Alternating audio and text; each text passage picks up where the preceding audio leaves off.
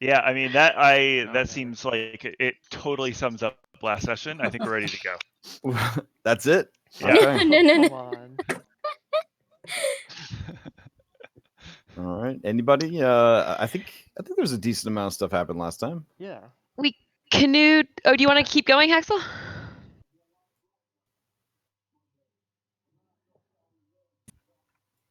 Go, Liz. Okay. Yeah, and I would do it, but I already have inspiration. So, in the interest of not or spreading inspiration around, I will keep my mouth shut. Okay. We So any canoed takers? through the swamps.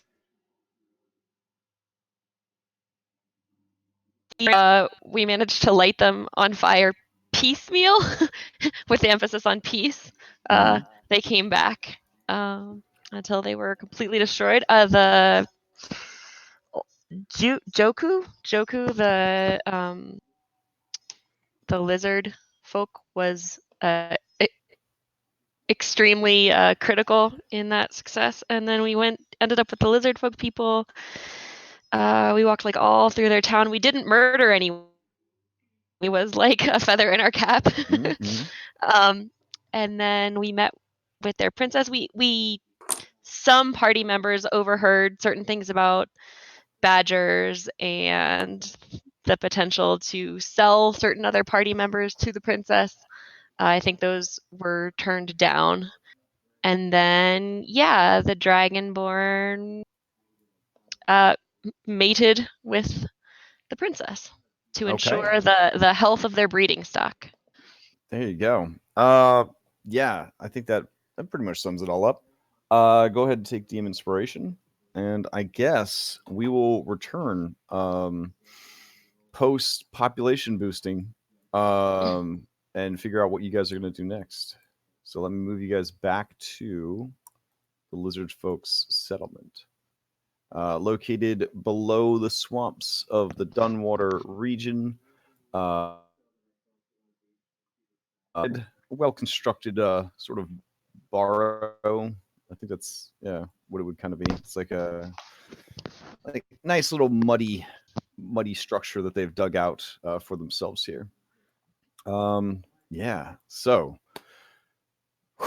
they had some things on the to-do list. You were welcome to meet the other mercenaries that they have secured. So that's one thing you could do. And the other thing is they were hoping that you could speak with the prisoner that they have captured, the sahuagin that looks like a sea elf. So they were hoping you could maybe get information out of this individual because they have been unable to do so. All right. And I think, they also just sort of threw out there's this ancestral beast of legend that we can't actually fight because of our religious beliefs, but boy, would it be great if someone who didn't share those beliefs could maybe take this dude out, which is that cutie right there. Aww. Yeah. So, let us continue. What now, folks? As Skull, I guess, gets dressed. Sketchbooks are put away, etc., etc. Oh no, my sketchbook's still out. Actually, once Skull is free of the princess, I want to go up to him. But like, excuse me, Skull, can I just ask you a few questions?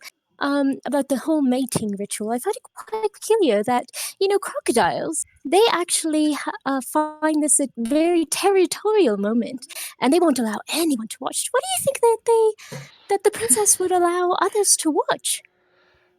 I think it was an honor to be there.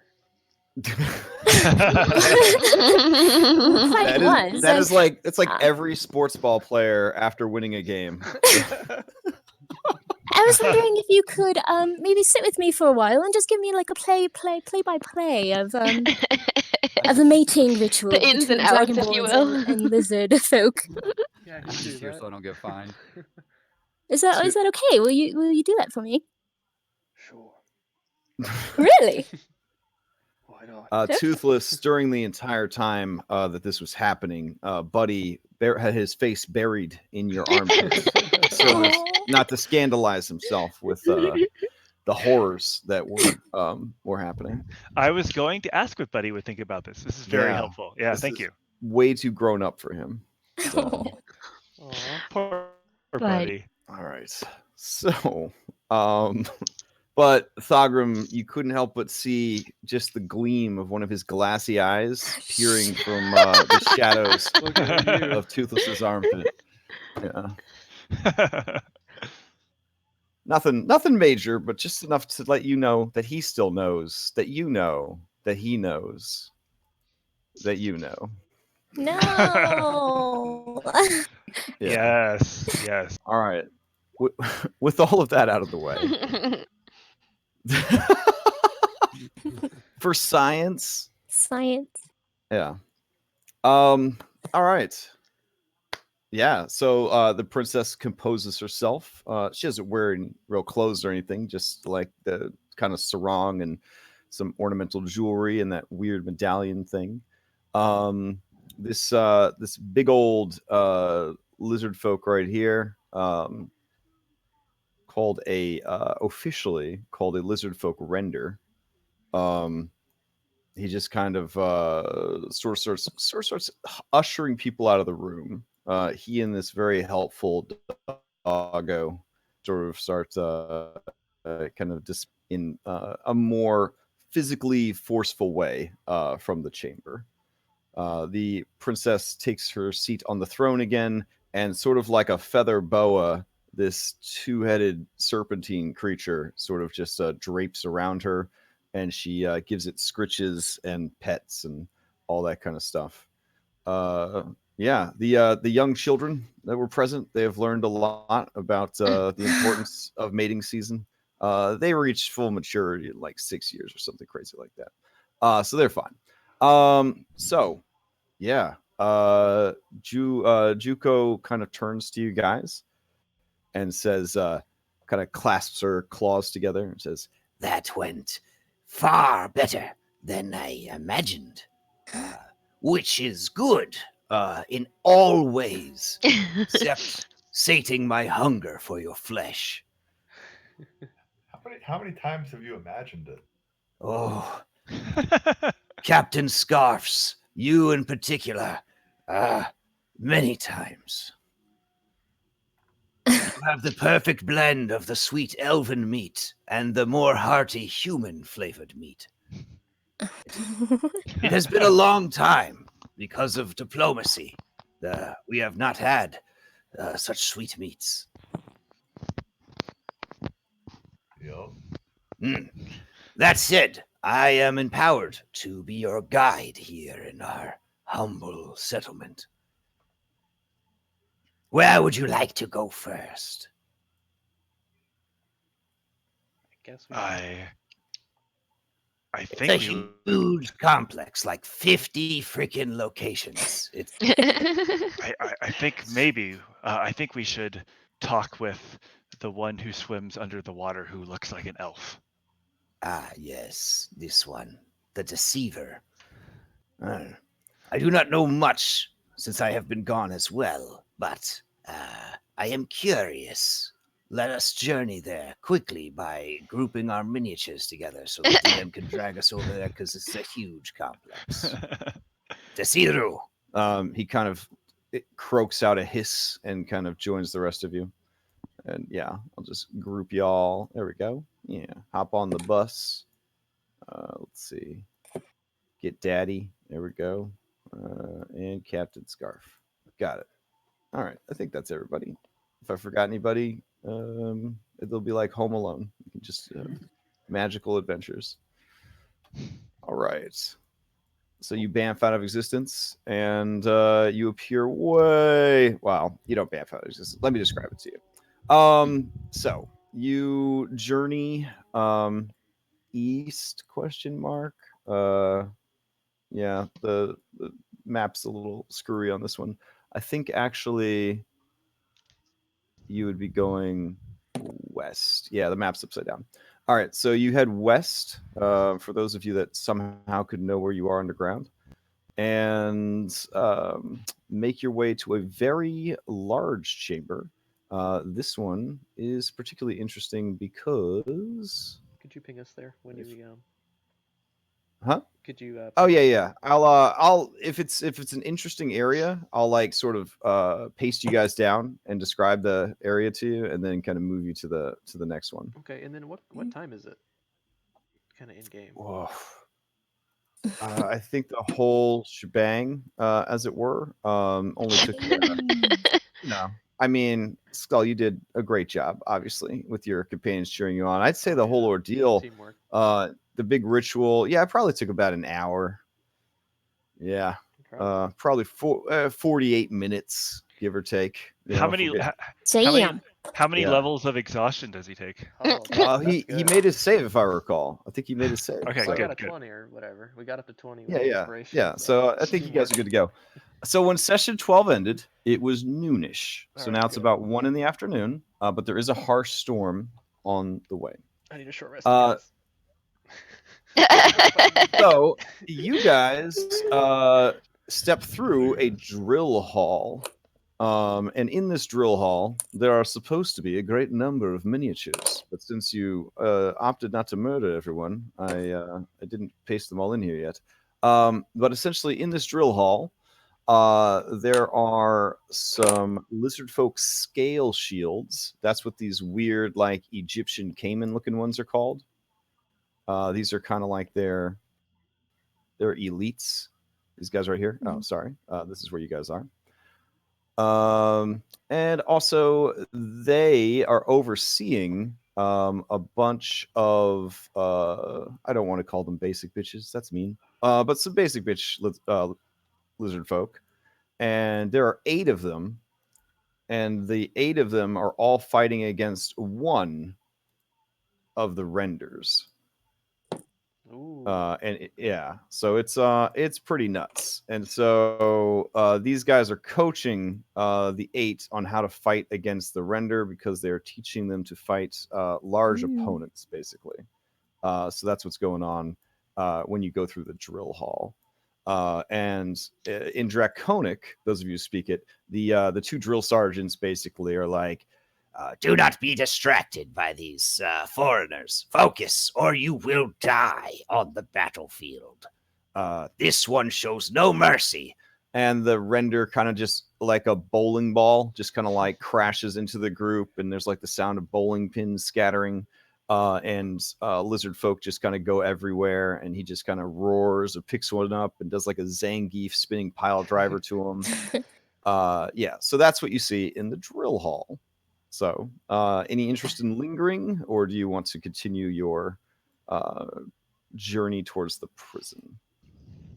I would love I to don't tell you feel guys how to actually fight, but I don't have any juice left. I need a short rest. Yeah. Not the word I would have chosen, but Yeah. I don't really think we have to let it linger. Okay. Is phrasing still a thing? Are we still doing that? Yeah. Phrasing? So, you continue on your way. Leaving the drill hall through a northern door, you arrive in a Y intersection. You take a left-hand turn heading to the west. There's another Y intersection, but you hang another left. You pass through a sort of a makeshift portcullis. Excuse me if I say it wrong. I learned certain words incorrectly as a baby and just struggle with them. But yeah, it's a wooden gate that bars your way from floor to ceiling. Its hinges are at the wall, and it is locked in the center. So it sort of opens like a set of double doors would. Juko sort of fumbles around in her like side satchel and produces a key. She unlocks the gate and allows you guys through, and then locks the gate behind her. This leads you to some stairs that ascend for about 15 or 20 feet. Takes you down a hallway, and from here you can smell the saltier smell of the ocean coming from the western passageway. And she says, up ahead is the inlet sort of lagoon. That is where our aquatic allies and mercenaries are mustered for battle. They need to stay moist, or they become ill. They have not adapted as we have to longer periods without the nourishing blood of life. That is to say, water. We can visit them after we're finished at the prison. Um, and so she hangs another left, and you guys start heading south. And there are doors, many, many doors. As you head down this hallway, there's another Y intersection. A left-hand turn would take you up some more stairs, which would then lead to what looks like another portcullis. And then if you take a right, you can hear more of the sort of lapping of waves and the kind of stinky smell of like kind of stagnant salt water. And you arrive at the entrance to the prison. There we go. All right. There is a scale shield and some Reggies, and the scale shield and the Reggies are sort of standing by, doing their thing. Out in the swamps, you do see that there are a few lizard folk posted up as guards, and that is kind of what you see from where you currently are.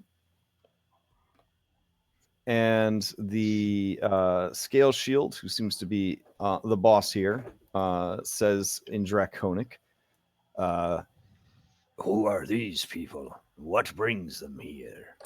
and Juko sort of explains to kind of expedite things a little bit that you guys are, essentially land-based mercenaries that have been brought on board to assist with the Sea Devils, and that you have unique skills and talents that would make it perhaps easier for you to question the Sea Devil. Kind of like shrugs. This one believes that is a good idea. You, and you, let them in and stay with them just in case. Be warned, this is a tricky creature. It tells many lies. And she translates that to you guys. All right, so they open up the doors. There are some stairs that lead down into the prison area. All right. This one will walk down. Okay. I'm gonna crack my knuckles. Boy, let's get this show on the road. All right. So the prison. Let's see. Short flight of steps, rough, hewn from the mud and clay of the marsh, lead to a narrow east to western passage that ends in a blank wall. To your right are 5 iron-bound doors. They're taking this seriously. All closed. The doors have no exterior feature except for a keyhole midway up the left side of each one. So it doesn't even have like the cool little slots, little bars and the thing that you can kind of peek in and look at them and stuff like that. They are straight up locked away behind iron doors. As you are passing the first one, you hear heavy fists kind of beat on it, and in Draconic, someone sort of calls out, Hey! Hey! I know you're there. Let me out. I've learned my lesson. Please, now. Please, let me go. and you just hear banging on the doors, This one has learned his lesson. and there's more banging on the doors. Toothless passes by. Okay. What's that one in there for? Who knows, but he's not the one we're looking for. This lovely lady right here, this lady guard, she says, That one got too rowdy. It was drinking the spirits of intoxication, and it drove him to a maddened act of foolery. He injured many in his uproarious and dangerous behavior. He has been put here until he can cool off. So it's basically a drunk tank. We should offer this guy a job. Can All I? right. Can I And ask- she's very proud to tell you that This one is proud to tell you that these 3 cells remain empty, for we are a people of order. and she kind of eyes the cell over there. Mostly. All right. So We have him here at the very end of the hall, so that his cries and mewling cannot disturb anyone. I warn you, to look upon it is to see true horror. It is one of, if not the most, disgusting thing this one has ever seen. No. And are So- the cells? Oh, sorry, God. no, go for it. Are the cells big enough to enter? Like, would we want to like kind of get in with this person, or should we just kind of hang out on the outside? She's going to open the door for you. He is chained up in there as well. And so she's going to open the door, and then you can pretty much, you have you have diplomatic immunity, essentially. So she knows that she is supposed to sort of turn a blind eye to this and let you do whatever it is you need to do. Very, very Black Ops kind of thing. All right. Do we But she wanna- says, Go ahead. Please, I implore you, gird yourself against the horror that you are about to see. all right. So she goes ahead and she puts the keys in, turns them. You hear the metal bolts kind of, and you think to yourself, like, dang, like they built this place out of mud. But like at least one of these little pigs had to know something about something, because they do have iron doors and stuff. And they have. I live in an area, IRL, with like a lot of Amish people, and it's one of those things that they're like, we never break tradition except for this thing that's super cool. Like that thing's okay. You kind of get the feeling that sort of goes on in this particular lizard folk community, where it's like, well, a telephone would be pretty cool. Maybe if we just had one telephone, it One wouldn't be. telephone. Yeah, just one telephone wouldn't break the The rules, right? phone. Yeah, so that's kind of where you think that these lizard folk are at, which would explain their more progressive behavior as far as purchasing of firearms and all that. But yeah, the warning that they gave you was definitely legitimate, because when the door opens, you see naked and chained to some basically there's like a whole like bar like across like the top of the cell, and then the chain goes up over the bar, and then the manacles kind of hang him there in place. You know what I'm saying? So you just see this creature.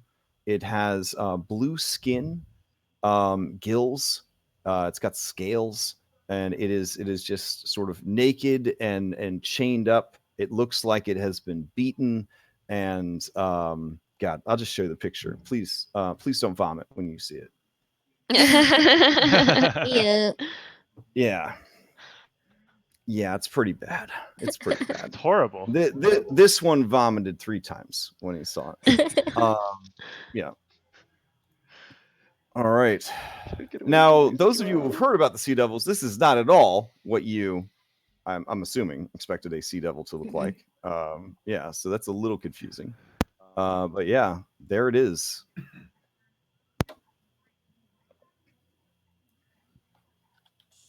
So you mean to tell me this fella? Well, I thought they were sharks or something. Didn't they say something about them being cursed to look like the thing they hate the most? Yeah, Yeah, she did. Oh. Yeah, it was disguising itself, I think, and that's before they found out it killed a bunch of them and almost got her. But this All does right. look like a sea elf, right? Like Oceanus. Oh, it looks looks like it could be Oceanus's like, less coral tattooed brother. Well, all right, you tricksy sea devil. We have some questions to ask of you. Your silly appearance will not fool us. Okay. The creature's eyes kind of open, and both sets of eyelids, the one that actually is like, eyelids, and then the clear one that helps them with the underwater situation. And it looks around, and it says in Elvish, please help me.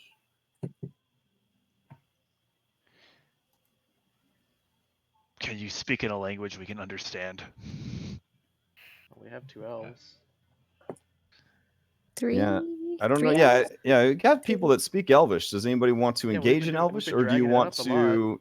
to try to see what else you can kind of get out of this? I'll say back to it in the Elvish if it asks if it speaks the common tongue of the area.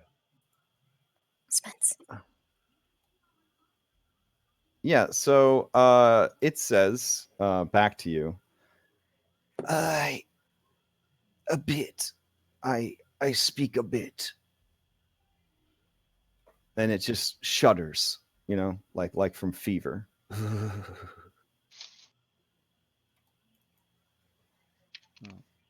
you want to take the lead on this, Toothless? I kind of feel like we should get a zone of truth up if other people agree. Hold up. Can I our most rolled check? Can I insight check him? I want to see if he's kind of like playing that up a little bit. I mean, or did he speak common just then, or is he still speaking Elvish?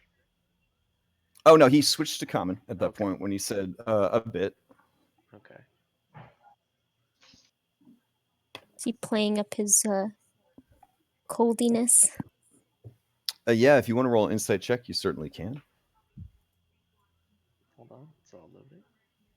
There we go. Where is it? Sorry. God, yeah, maybe there was Hard a mix up here, because this guy, he seems to be in a bad way. Well, those who seem the fairest often have the most to hide.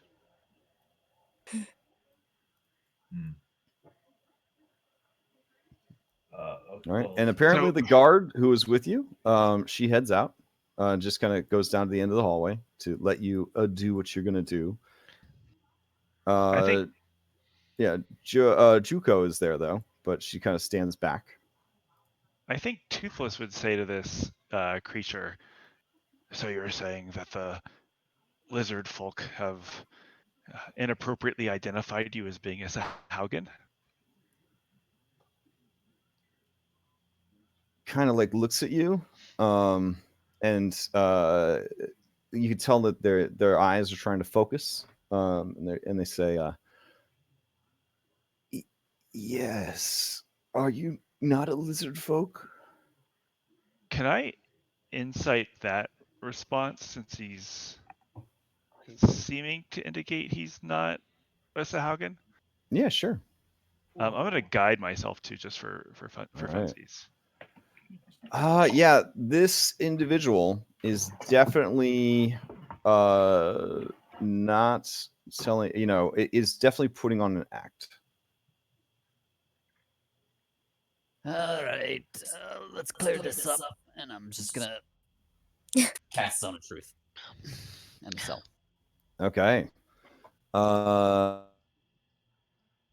Range of the spell. Go ahead and drop a saving throw, I guess. What's the saving throw here? It's charisma, Let me see. wisdom, one of those. Spencer.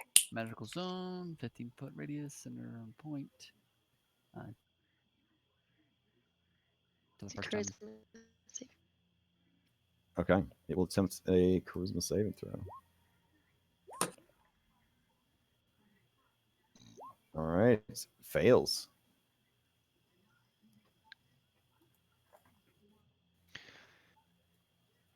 You do not tell the truth to this one.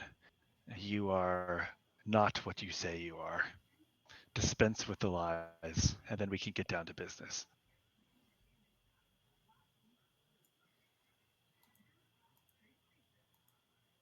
It narrows its eyes at you. And in those, just a burning hatred. Ooh, I want to leave the cell. That's more than I'm tempted to cast bonfire underneath it. How injured is it? They've worked it pretty hard. I mean, there's bruises up and down its body, but it's also been stewing here, so it has had time to sort of just rest and recover. So it's not one of those situations where it's like got 1 HP and it's at death's door kind of thing. It's surprisingly hardy. Is probably your medical assessment if anybody was trained in medicine. Because in these conditions, most things would be in a lot worse shape than this thing is.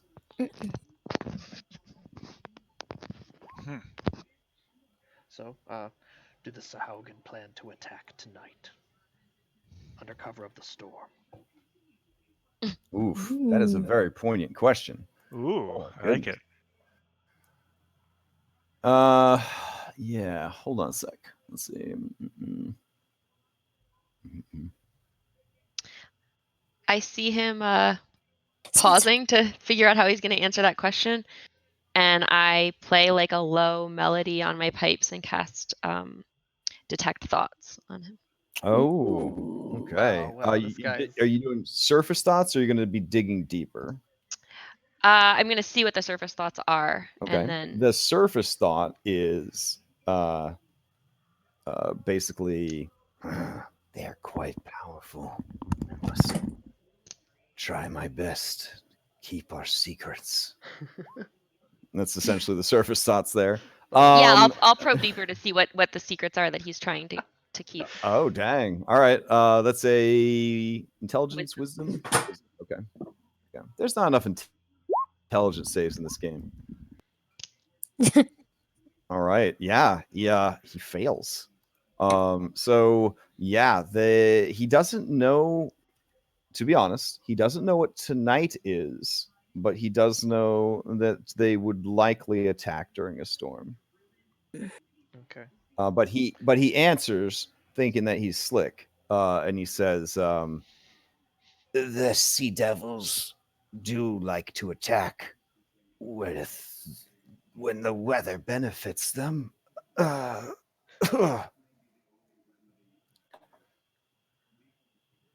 But I am unaware of what day it is.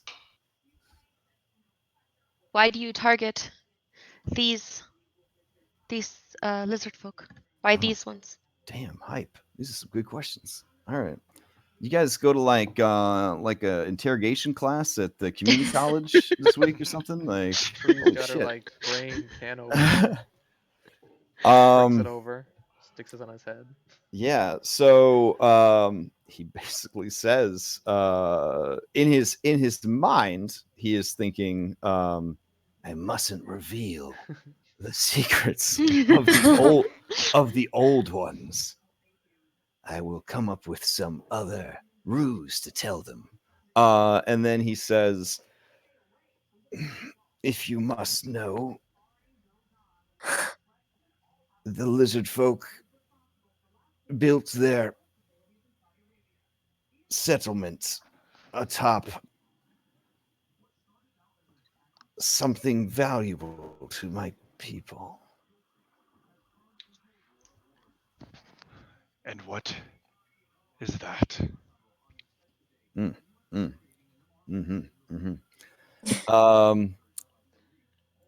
Okay. He kind of closes his eyes and like lets his weight kind of like hang against the chains, kind of poignantly, and says, "Religious Artifacts.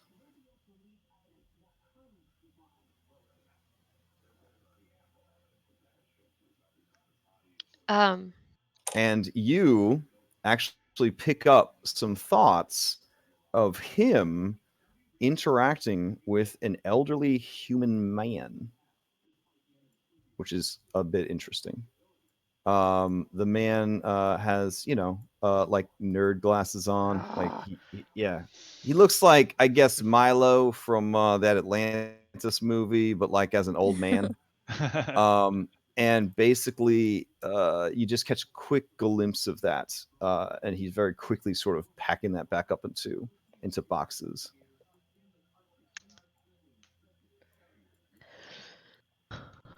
But apparently, that memory was triggered by these questions. Did you attempt to assassinate the queen because she carries, uh, of what she carries around her neck? Is that one Oh, of those jeez. artifacts you speak of? Oh man, this is like you're a kid and we're playing Guess Who, and your first question is, "Are you a man? Are you a man?" And it's like, "What? You can't ask that. That's like half the people on the board." Yeah. So, he says, Well, that's what they told us, right? This guy came and tried to kill her, right? Or he killed a bunch of people and then came and killed her, or tried to kill her. he just says, "Her necklace has value." To whom and why?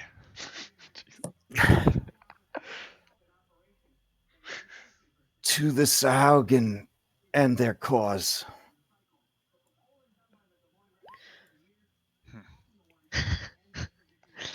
What did the sahuagin seek on land? Religious artifacts. Okay.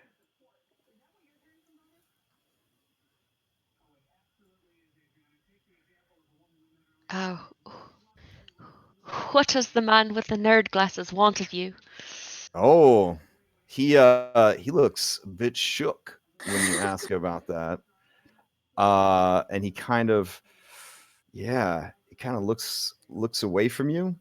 Uh, and yeah, I'm being so evasive that I've actually forgotten the question. Can you tell me? Can you ask it one more time? What does the man in the nerd glasses want of you? Oh, okay. And he says, likely to be free of us. To be free of all of you? He'll, like, the point of, like, the sahuagin and the lizard folk?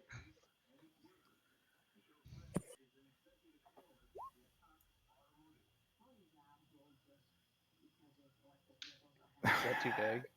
Sorry. Likely to be free of his captors.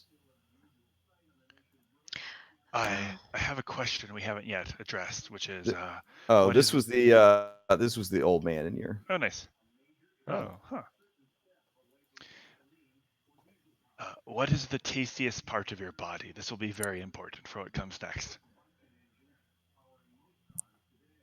He kind of narrows his eyes, and as he looks at you, Toothless, you see like his lips start to peel back, and you hear sort of a popping sound, like in Oh his my. jaw, and it sort of unhinges.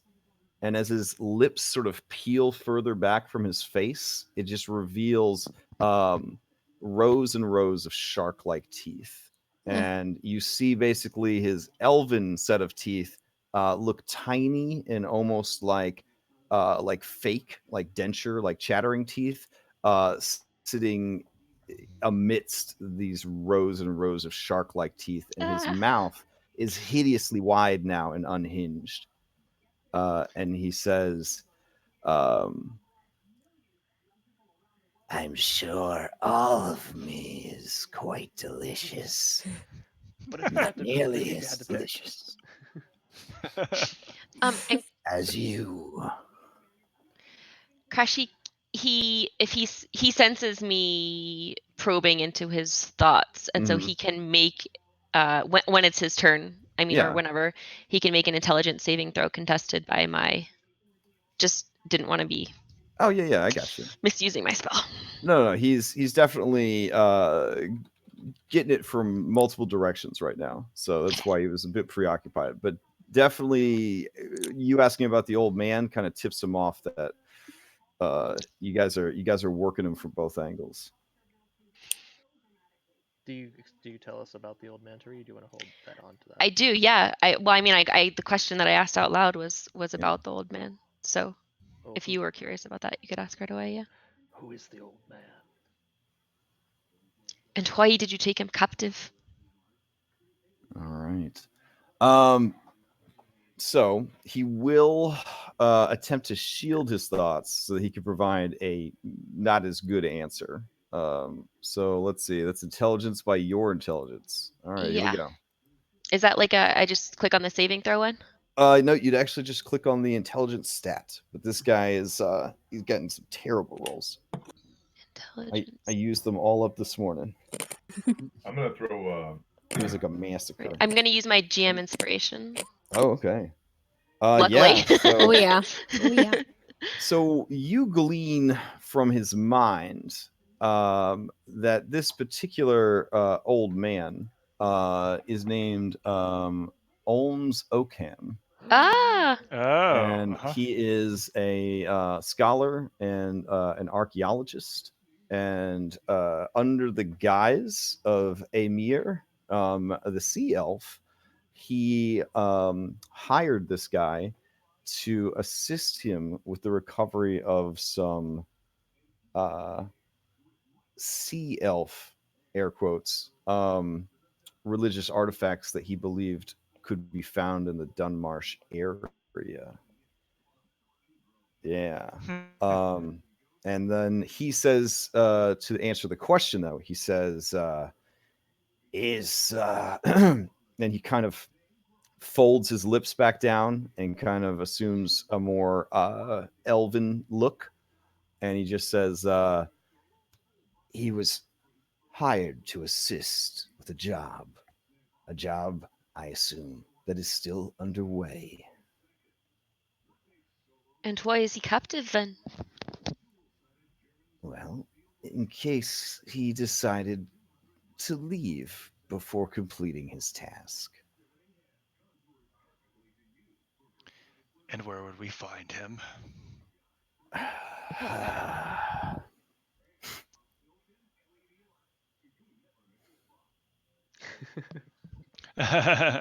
my my last assignment was to hire him and put him to work.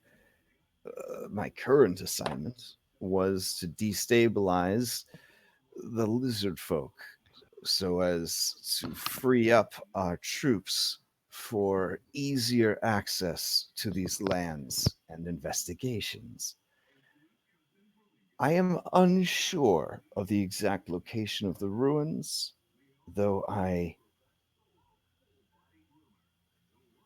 could show you the last place we suspected if you would allow me to take you there. I think we can provide you with a map and you can point it out. Don't see a need to release you.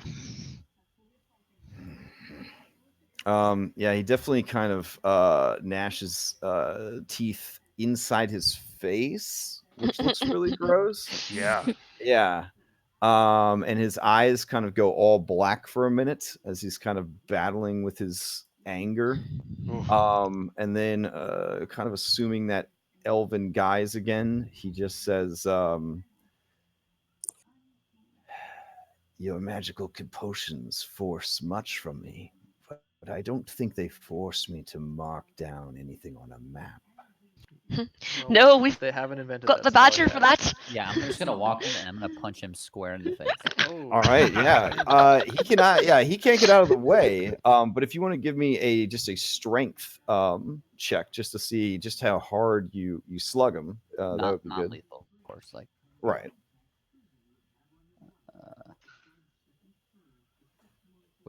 with guidance. Yeah. So you punch him. Yeah, he kind of spits sort of a bluish black blood, and like turns back to face you, his eyes solid black, his face kind of quivering, sort of wanting to reveal his teeth and attack, but he kind of keeps his composure. Toothless casts a bonfire right under him. Okay. Yeah, he definitely would start screaming as he And he'll say, "Tell us where it is, or you'll burn alive." All right.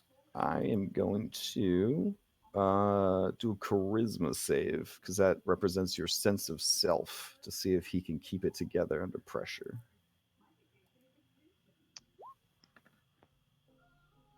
Yeah. As he starts to burn and you see his feet start to blacken and you start to smell sort of kind of the smell of like cooked shark. I look Like over to Mm, Joko. that's tasty. She getting hungry. and he starts letting out screams, like legitimate screams of pain and panic. Reading his mind, it is just full of fear and turmoil at what is going on here. Tell us what we want to know. All right. Yeah. Listening into his surface thoughts, he is currently praying to his deity or their deity. It is the name Sekolah keeps being uttered over and over again. Sekolah, give me strength. Sekolah, come and consume your servant, etc., etc. Like he's basically praying for death rather than betrayal. But as he continues to cook over this bonfire, he is becoming more and more desperate. In his screams and panics, he did not hear any of the most recent questions. If you want to try to get his attention, it almost seems that he is deliberately being as hysterical as possible, so as to sort of drown out questions and avoid them. So I'll uh, turn off the it's not bonfire. hard because he's definitely Yeah. being cooked alive. Yeah. Yeah, I'll turn off the bonfire for a second Okay. anyway. All right. And let maybe Thagrim. I like your questioning tactics. Those are good. I'm gonna kind of can I grapple him and grab him? Yeah. I mean, again, he's restrained. He's hanging there. He very briefly is like lets out like a sigh from like the fire being gone. You see his gills on his neck and throat are like working overtime. Um, Sweat everywhere. Uh, yeah. He kind of looks up just in time to see you coming at him. Yeah, I want to pick him up and I'm gonna. Well, again, he's hanging from this bar across the ceiling, so like at no point can he even okay. get the comfort of just laying down on the floor. So he's just sort of limply hanging there, by his arms. Either you tell my friend what he wants to know, or we're gonna be eating you for dinner here in a little bit. Are you What's it gonna serious? be? All right. I have a couple more questions, but He says, There's an island in the marshes in between the sea and the settlement. That's where we believed the entrance to the ruins were. The lizard folk kept getting in the way. They assumed we were attacking them because we were intruding on their lands, but we only sought what we came for. We needed the help of the old man to understand how to open them and how to recover them. However, the team that went down with the milled man is trapped down there. a hideous beast, scaled like a dragon. It came to the area. It seems to have claimed the island as its lair. Oh, that seems like our friend. Does it? Oh, Would you say it has a 1,000 teeth? He kind of shakes his head in confusion about that and just says, It had many teeth. My goal was, again, to destabilize the lizard folk long enough to take them out of the fight so that we could muster against the beast and free our allies who were trapped below. So this thing, it had teeth. Would you say it had close to 1,000? I don't think it's the same thing. it says It looked like one of these disgusting creatures. and he kind of spits blood towards Toothless. Mm. Or on Toothless if Toothless is close enough. Oh, I'm close. I'm like All right, yeah. Yeah. He spits his oily black blood all over you. Toothless drinks it. Okay. Tasty. Yeah. Yeah, All well, right. don't do that. You'll get him riled up. This guy's been pretty helpful. Do we really? Do we need to kill him? No. I think just interrogating him now. I think we can leave him here. Uh, In his mind, he is thinking about how much of an incredible failure he is, and how if he does die, the first thing that will happen when he arrives in the great oceans of the abyss where Sekoloth lives is he will be eaten.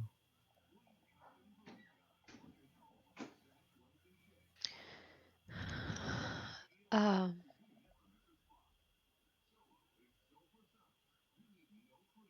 perhaps your failure wasn't helping us to understand. It seems like you didn't think that diplomacy was an option. Why did you not just ask the lizard folk to access that bit of land?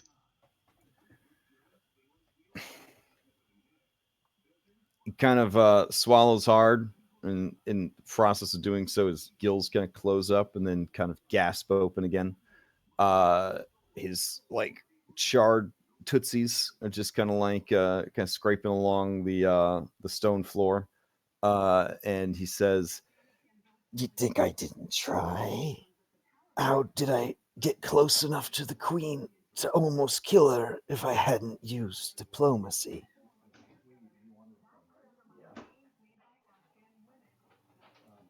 I mean, killing a bunch of people, that's not very good diplomacy, if you ask me. I'm no I expert killed the or ones nothing. who tried to stop me from killing the queen. Yeah, maybe diplomacy means something else in your language. This word diplomacy, I don't think it means what Diplomacy you are the think it means. lies you tell to get what you want.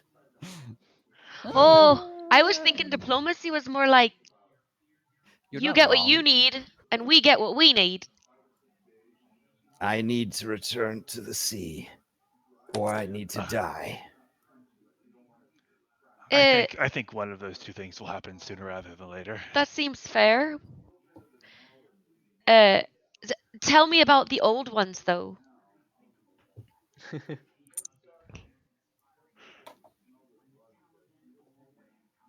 yeah, it's going to definitely try another intelligence save.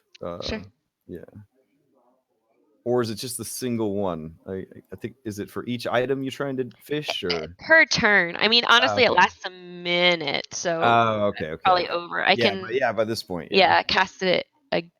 Actually, I think I only have one at that level, so yeah. Okay. So Zone of Truth is probably reaching the end as well, but basically, he just says, They're older and greater than we. They hunger, and their hunger will never be sated. Uh, how long ago were they trapped in the ruins? It has been, I don't know, I don't know how long I've been here. Weeks. So this, maybe the civilian guy's dead. Maybe he's not for the human. Do you know who the Scarlet Brotherhood are? He just seems narrows his eyes and then let's see. He does not seem to recognize the name.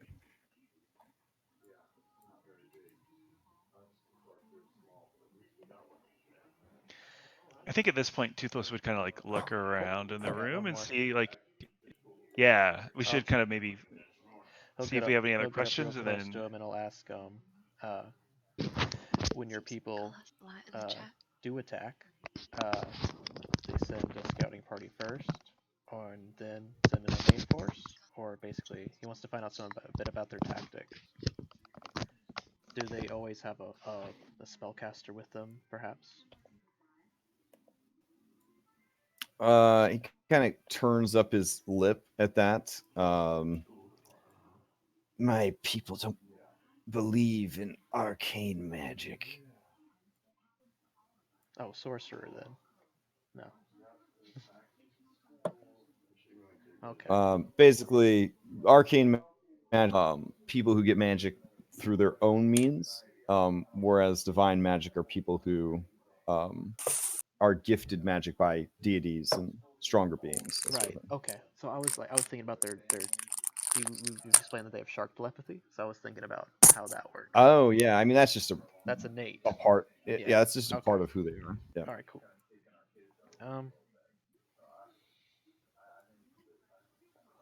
Okay. Well, do we have any more reason to question this fella? Because I don't think he has to tell the truth no more. I think Yeah. I've learned what I need to learn. I think Toothless will at least begin to exit. Okay. But if other people do, we should definitely question this guy. Can I Wait, I can be of use to you. How? I know your enemy. which one? Which one is that? The sahuagin. Yeah. I know him too. You're right there. Come up. You got Alright. to come with something better than that. Aren't you a sahuagin? Basically the creature just kind of looks at you guys. And Haxel, as a half elf, there's a look on his face that you kind of recognize as like a person who is a part of something, but most assuredly not a part of something. Does that make sense? I think we should help this guy. Like growing up a half elf, Yeah. they've come a long way in the Forgotten Realms with racism and everything else like that, but there's definitely still a lot of prejudices against half breeds and things like that. So he definitely has a look on his face of sort of bitter. When you say like, "Aren't you? Isn't that you?" There's definitely that kind of bitter look on his face of like a person that is a part of something, but very much apart from something. I'm gonna ask him that directly. Are you a half breed like me? I am cursed. And how are you cursed? 1 in every 1,000 of my people is born hideous like this. We wear the face of our enemy, our greatest enemy. Imagine growing up around others of your kind who belong, who thrive, and you just a reminder of the thing they hate the most. The only thing creatures like me are good for is being sent out to the fields to deceive, to spy, to always live apart from everything and everyone. Why do you stay loyal to a people who would shun you and use you like that? Kind of has a look on his face like a person that's like, what kind of radical idea is she trying to float past me here? Like, this is crazy talk, like it just, yeah, it's something that never occurred. They have a extremely, from what you're kind of picking up here, an extremely religious society. It just wouldn't, I guess, really occur as a possibility to do that.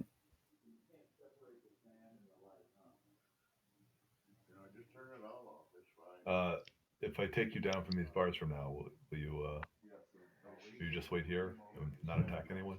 Yeah, Juko steps up and says, No, no. This creature tried to kill the princess. You would undo so much of the great diplomacy that you have put forth if you, in any way, were to free this creature. Yeah, and Toothless looks at you, Haxel, and says, "If you want to see me turn into a big snake, this is a good way to make it happen. I will constrict that gentleman." Captain and kill him. Scarf, I understand that for you, this thing must appear to be quite beautiful, and its beauty might be muddling your mind.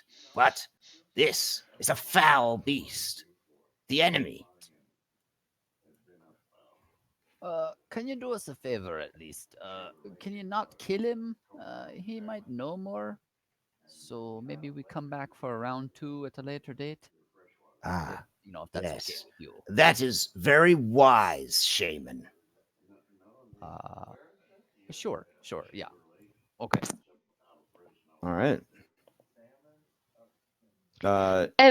She croaks Specifically, something in Draconic, basically, All right, we're done here.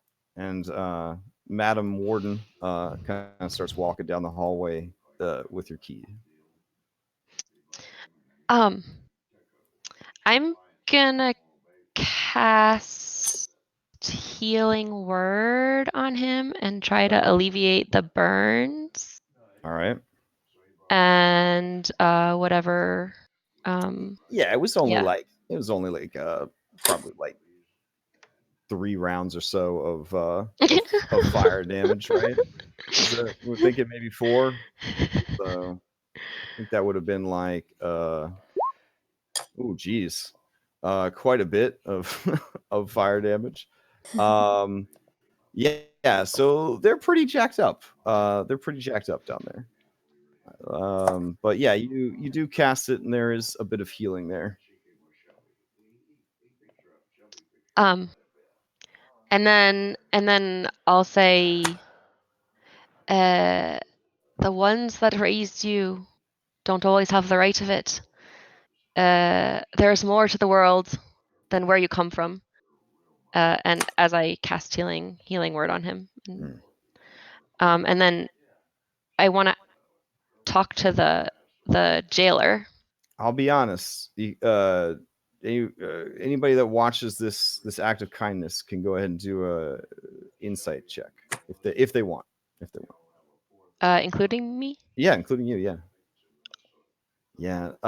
Three. It's a little heartbreaking, but he can't conceal his disgust at your weakness. Yeah, I see that in his eyes, and I just Yeah. reflect. Yeah, kind of. I get that. I understand that I see that you can't understand this right now. All I ask is that you think on it, and we'll try to get you some food. I'll leave him a little bit of rations. Okay. So, anybody have any other questions for the creature, Ymir?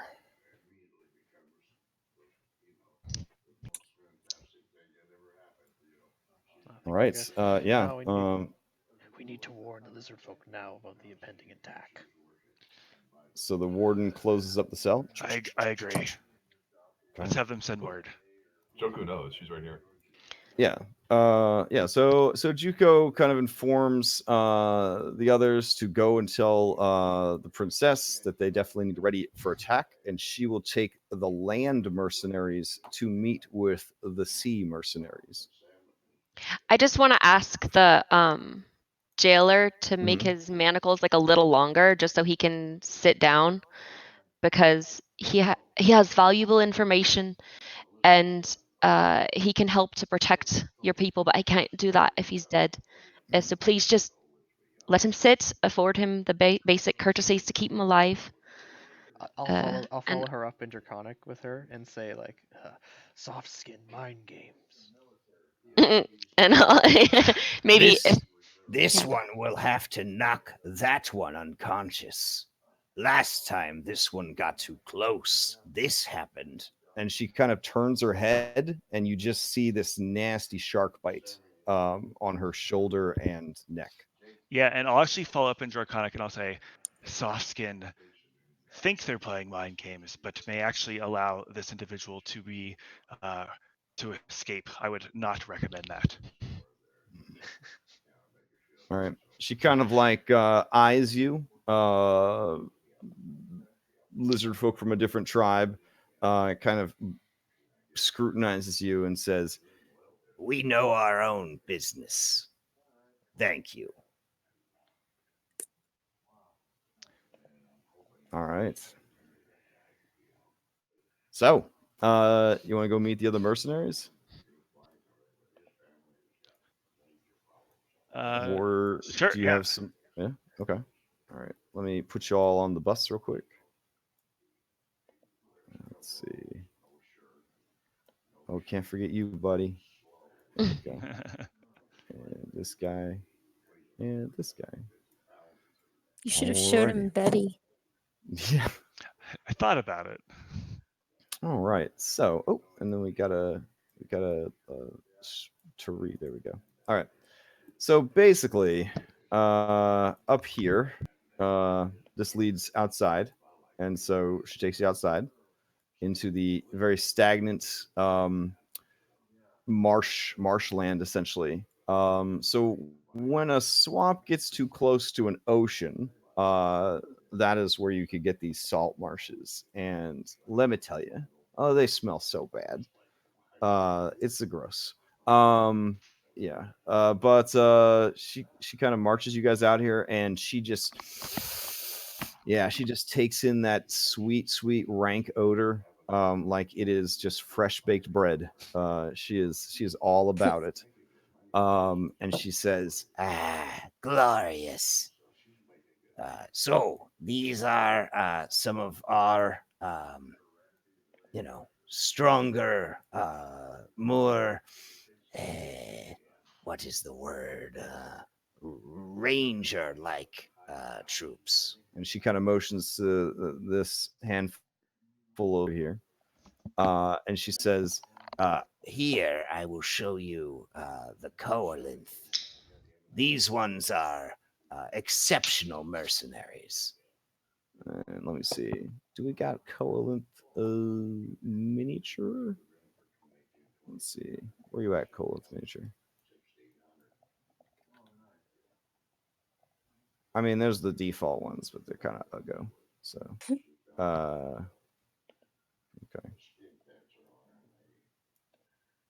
Yeah. So, kind of look like this.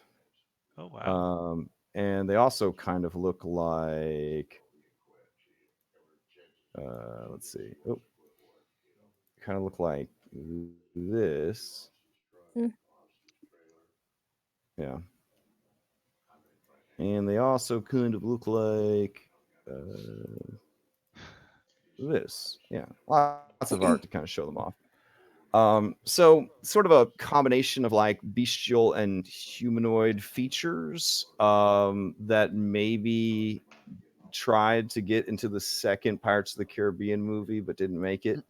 They have like a lot of like chitinous like plating and things like that. on their bodies. So they are very interesting individuals. You could roll knowledge nature checks if you originate from the sea, which I think is only one of you guys. You could have advantage on this check.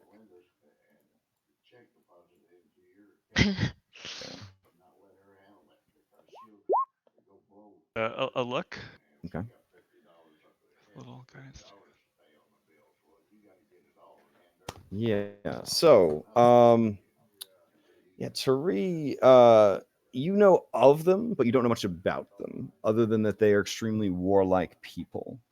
Illyria, in your many studies, and Toothless, you guys both know that they are aquatic hobgoblins.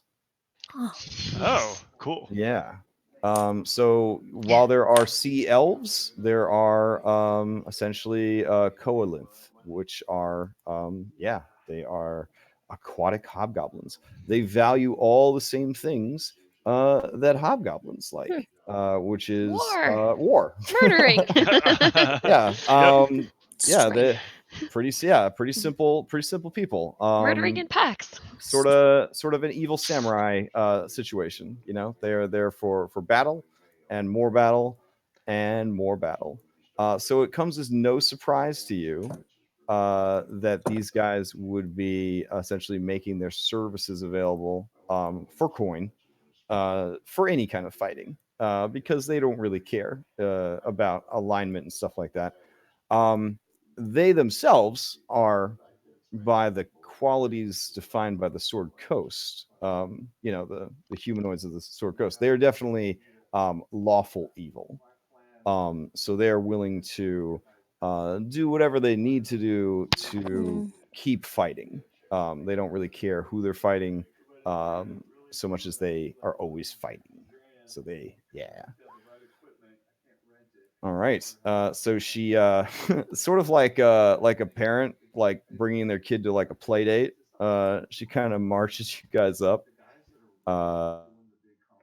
She says she says in Aquan, which is a dialect of primordial. So if you speak primordial, you kind of understand most of what's going on in a conversation with Aquan.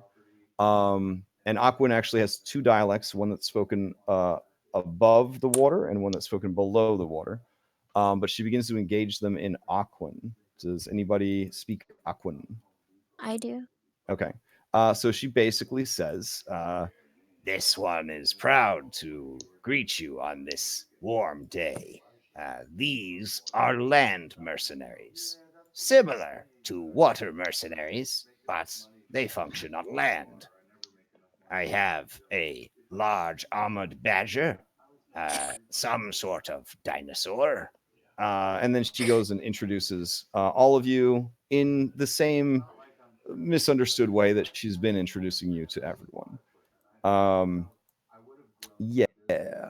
So the boss of these guys, he just kind of looks over and I mean, you guys can attempt either performance or deception checks to try to make yourselves look more swole. But probably his first instinct is going to be meh. So if you're trying to impress him, now's the time to sort of chuck out either deception or performance checks to I'll puff out your chest, fan your plumage, that sort of I'll thing. turn into a huge fucking snake. Oh, okay. I like move away a little bit, All right. kind of like eye him up, and yeah, turn into a huge fucking snake. Okay. Yeah. That that would probably be impressive. So let me see. We got some snakes here. Beast, giant constrictor snake, bliggity blam. Okay. Yeah, that's impressive. He definitely kind of gives like a kind of nod when he sees you turn into a snake. Like that's hype. Like he's down for that. But then his gaze sort of travels to all these elves. And again, hobgoblins hate elves. They hate them so bad. Can Yeah. can I walk? I want to So walk bad. over and like shake his hand and use Oh, thaumaturgy to like how's it going? Like, Oh, nice, extra loud, nice. you know? Yeah, yeah. The more testosterone you can inject into this, the better. Yeah. All right. So yeah, you walk up to him and extend your hand. He looks down at you and then down at your hand. Stands about Ooh. That's 6.5 feet tall. hit him with that And grip strength. yeah, yeah. Oh man. He takes your pro-offered hand. He tries to be strong in return. Pretty strong. And you see like a toothy smile kind of show through. And he kind of nods at you. Game recognized game. Yeah. Yeah. And he grumbles to you in the common tongue of the Sword Coast. Because how could you be a mercenary boss if you didn't, know languages? And he says, You have many strong allies. But why all these elves? Could you do no better? Were there no other dwarves? You know, I like to make a company with people smarter than myself. It tends to keep you alive a bit longer. We face a powerful enemy on the battlefield. Well, with boys like yours you got here, that seems like it won't be much trouble at all. Hmm, Perhaps. You have fought the sea devils before. I can't say that I have, but I've been around for a minute. Hmm. You do not worry that your inexperience will cost us on the battlefield. Nah. Well, there's only one way to get experience. Hmm, I see. Better late than never, you know what I mean? okay, he kind of eyes you, and he says, In battle against the sea devils, make sure you keep an eye out for their priests and priestesses. That's some pretty fair advice. I appreciate that. Oh, I think they may all be priestesses. It is hard to tell the difference. Well, I guess they'll all die What the same. what do they do? Uh, they are able to control the weather and lightning. They can heal their allies on the battlefield and bolster them. Fortunately, we fight inland, so the sharks are not as big a threat. Hmm. They favor javelins and tridents. They train with trident often. and he kind of shows you his trident, gives it like a baton brigade sort of spin, sort of thing. Uh, Mm-hmm. they are able to grapple you with the trident, hold you still, and then bite over and over. Against opponents who are bleeding, they are exceptionally aggressive. Oh, And there are some amongst their numbers mutants, large, many arms, many weapons.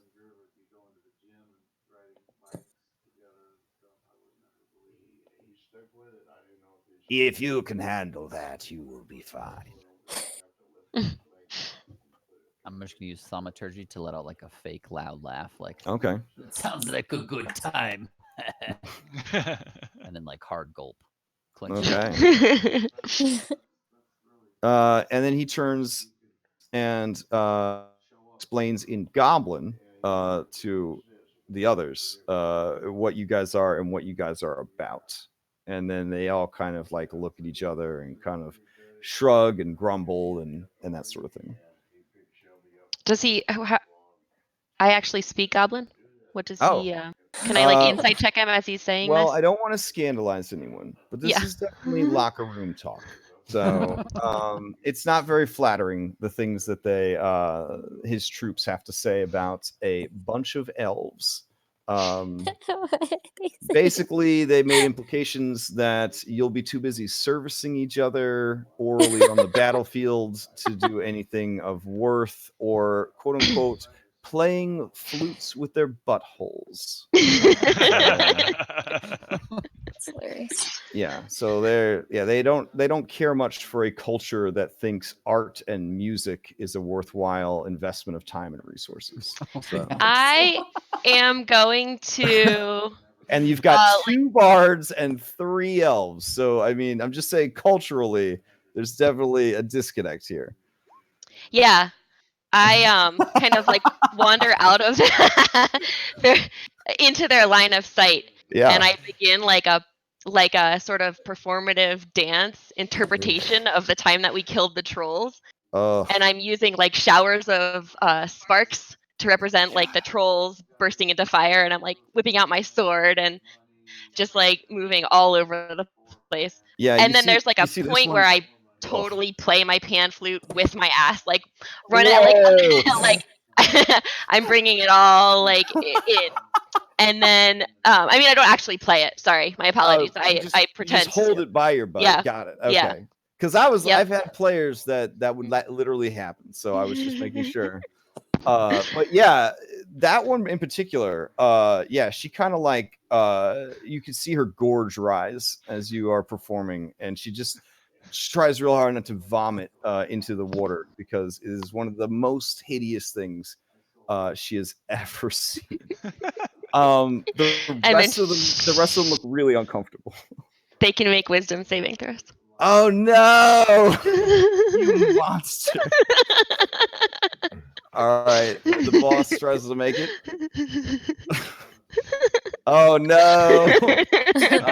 All right, so then the others. To have it done to me, it just feels so terrible. All right, let's see. And then I'll say in Goblin, Oh my lightning. god! Holy shit! What are the chances of that? Yeah, so of the 4, right? That's your charisma modifier? Is the +4? Okay. Yeah, of the 4, this one is the only one that was like, no. And like the others, they're just like clapping, just like standing ovation, like like they are into it. They are into it. That's hilarious. This one says, another, please. One more. Do you know any songs of battle? Yeah, I'll kind of get Haxel, wave him over, and we'll just play something super rousing. Juko is just like floored. She's like, and I thought I was a great diplomat. You should try playing the pipes with your ass more. Yes, it was inspired when you took the flute and put it by your cloaca. all right. So I guess you spend some time entertaining these creatures. As you do, it does attract the attention of some neighbors from the south. And as you look to the south, you see several hideous fishmen appear. And these hideous fishmen, let's see, we got a full body art of these hideous fishmen. Oh, we do. They are disgusting. There we go. Oh, yep. Yeah. Realistic Murlocs. Yeah. So these guys come up and they're very curious about your music. And they just sort of like watch with their big blinky eyeballs, and they sort of sway to the music as they listen. Can I get a performance check from the two of you to see just to see the overall quality for the people that have not been brainwashed into thinking that it was a good performance. Wow. Oh yeah, Yeah, we have phenomenal. good bards. All right. Yeah, the creatures, I'll be honest, even the ones that you didn't charm, once you switch to battle songs, they do feel a little bit more comfortable with it. And pressure, this lady right here, she just kind of tolerates what is going on.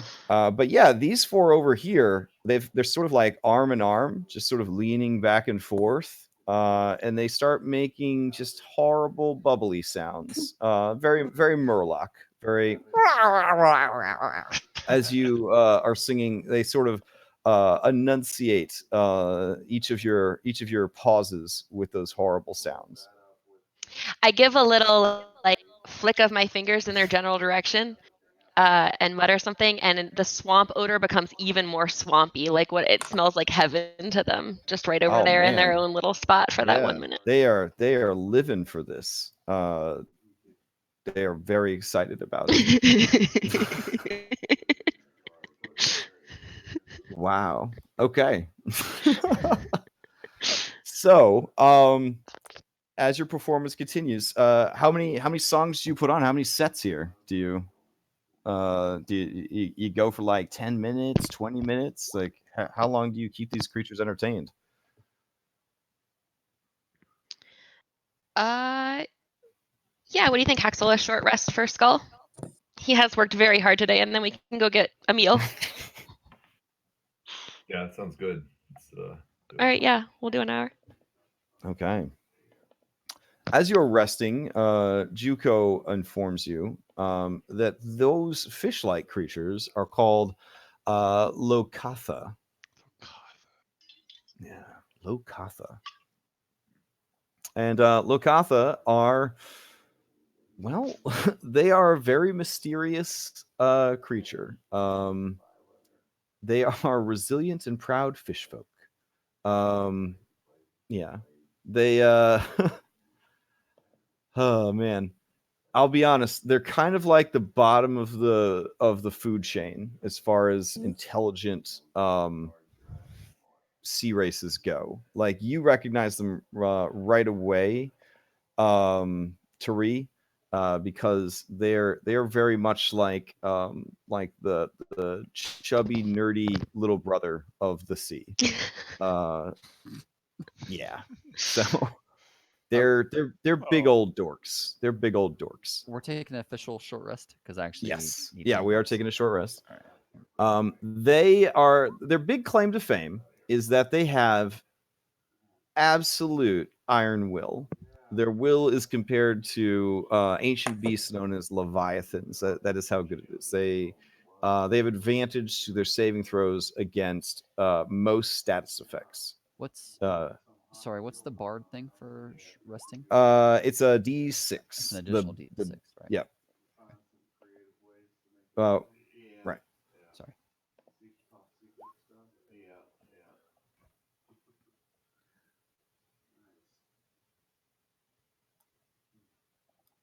Okay.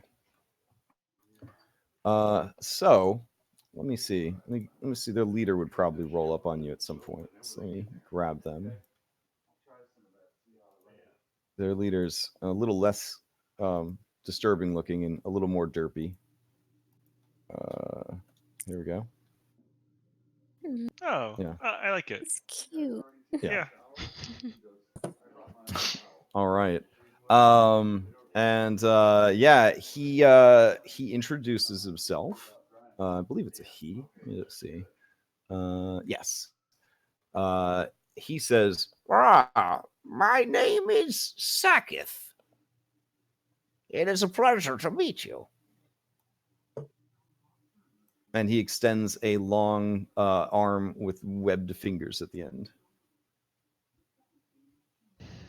I shake his hand. Yes, you need to shake it here. And he pats his forearm. He says, This is how the humans do. I attempt to do the culturally appropriate. All right, you guys gesture. do the forearm grip. All right, and he kind of giggles. He says, it gets easier every time. That's good to hear.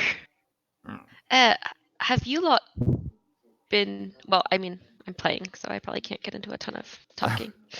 I mean, I would assume you didn't play for the full hour, so they would definitely wait to approach until things had kind of died down a little bit, and they definitely wanted to enjoy the music because these, unlike the Coalith, these are people that enjoy second breakfast and smoking weed and just just having like a laid back life. You know what I'm saying? Unfortunately, everyone beats them up and takes their lunch money, so they can't always afford seaweed, as it were. But yeah, he's definitely impressed by your musical talents, and he says, You should meet the merfolk. They love music as well. They're north of here. I'd love to meet the merfolk. Well, you seem to be resting, but after that, we can go meet them together. Must be mindful of our giant eels. The giant eels. Can you say more about that? Sure. You wouldn't know to look at us, but we're a bunch of badass beastmasters. And he stands, and they do like a Japanese like Power Ranger show sort of thing, where they each like strike a pose. Yeah, and then they kind of like like they all look in different directions and make like a gurgling sound. Yep. So, we heard that those sea devils were up to no good, so we offered our services to the princess. So, whenever we can, we ride our giant eels into battle. And I don't want to brag, but we fuck them up pretty hard. I like this guy. Did they jump out? Can Buddy ride me right now or not? Or no? I mean, I think you guys have a symbiotic enough relationship that he somehow gets like stuck in your scales or whatever your shapeshift currently is. I think he would kind of like the big snake would kind of come up with Buddy, and kind of give them like a little like snake smile, like hearing the conversation. Oh, he begins to speak in Aquan, and this here is a land eel, because he doesn't have an accent in his native tongue. Yeah. Nod sagely. They all nod sagely. Land eel. Yes, I can see. Yeah. And he goes up to offer his proffered hand in friendship, so that you may shake his forearm like land creatures do. I would. Hail and well met, land eel. I am Sakith. The land eel would gently grasp his hand, and it's Now, right here on the forearm. Oh, on the forearm, yes, on the forearm, yeah. And that's how the humans do. And kind of smile while doing it, with Buddy also smiling, hopefully, at the same time. And yeah, that would be the shake. Okay. This one must be a baby. It has a dolly. And then he explains to the others that this is a baby land eel. And they all nod. Baby. And then they ask, Senpai, if this is a baby land eel, how big do the adults get? And Senpai Sakith looks thoughtful, and he says, 3 miles. And they all seem very impressed. This guy knows a lot of shit. That's why he's the boss. We've never seen a land eel before. Do you think, are they friendly? Could we just take a look, admire one of them? Oh, and if you need a land eel, there's one right here. And he pats Toothless on the flank. Now, if you'd like to see, yeah, sorry, the real- giant eel. Your Yeah. eels. Oh yes, please come this way. I'll show you. Come on. Yeah, it's pretty cool. And they all kind of mimic what he's doing. They sort of like whatever he does, they also do. And then he makes like a horrible murloc sound, and you see giant freaking eels surface in the water here. And Toothless, you now know how to turn into a giant eel if you didn't already. Learning things about the world. All right. And yeah, giant eels, I mean, no big surprise. They look like eels. Awesome. All right. From here, you guys also see towards the bottom of the map, which would be the north, merfolk. And I assume living near a place like Saltmarsh, you probably all know what merfolk are. Yeah, I would assume so. Let's see. Merfolk. Okay. Let's see. Dude merfolk or dude-ish merfolk. Let's see. Can I ask Joko, like, I hope not. these areas all seem very well guarded. I mean, is there anywhere you don't have anyone? Like, where's your weakest flank? Um, this one, Mm. um, this one is proud to say that there are 3 entrances, and we have good guards at all 3. Oh, well then. But these water mercenaries cannot join us as easily, and therefore you, as land mercenaries, will be able to go between the locations and perhaps even take care of business in other places as well. Ah, gotcha. Yeah. There's a better variety of merfolk. Not that, you need it, but. So these don't look like my Little Mermaid merfolk. They look more like they're definitely more fish than person. That kind of helps with the description of them. All right. Let's see. Yeah, and then the merfolk are very curious in you guys, but way too cool to have come over to investigate you on their own. They definitely seem like the cool kids. They have that attitude about them. So these are mer people. They have fish lower bodies, mostly fish parts, arms. Yeah, that kind of thing. There you go. All right. Oh, Haxley, you're all up on that merfolk action. All right. Yeah. So as you kind of head on over here, Haxel, one of them swims up to you, and she lifts her water and kind of stares you eye to eye, almost nose to nose. As you shift, she kind of shifts as well to be essentially right up in your grill. And I'm gonna give Haxel. I'm gonna whistle a little tune in his ear, or Okay. sort of in his whistle a little tune as I'm approaching, and give him bardic inspiration, Okay. just in case. Now, your guys' basic knowledge of merfolk, you could do a nature check to learn more, but basically, I don't know, like the water version of centaurs? Question mark.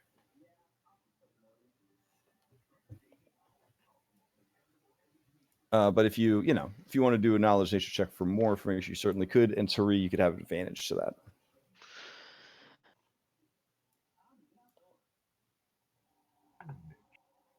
Okay. Yeah, 16. So again, they speak Aquan as their primary language. Some of them do learn to speak the trade tongue of whatever land area they are in. So if they were in sort of the Moonshae Isles of the elves, they would probably learn Elvish. Here, they would probably learn the common trade tongue. Um, yeah, they are kind of like the humans of the ocean. They breed very quickly. They don't live exceptionally long compared to other races, so they're kind of on par with humans in that regard. They are highly adaptable and they are morally flexible, just like humans. So they do share a lot in common with human beings. Um, yeah, they definitely go in for lots of shells and scales and stuff for their jewelry. Not a big fan of clothing.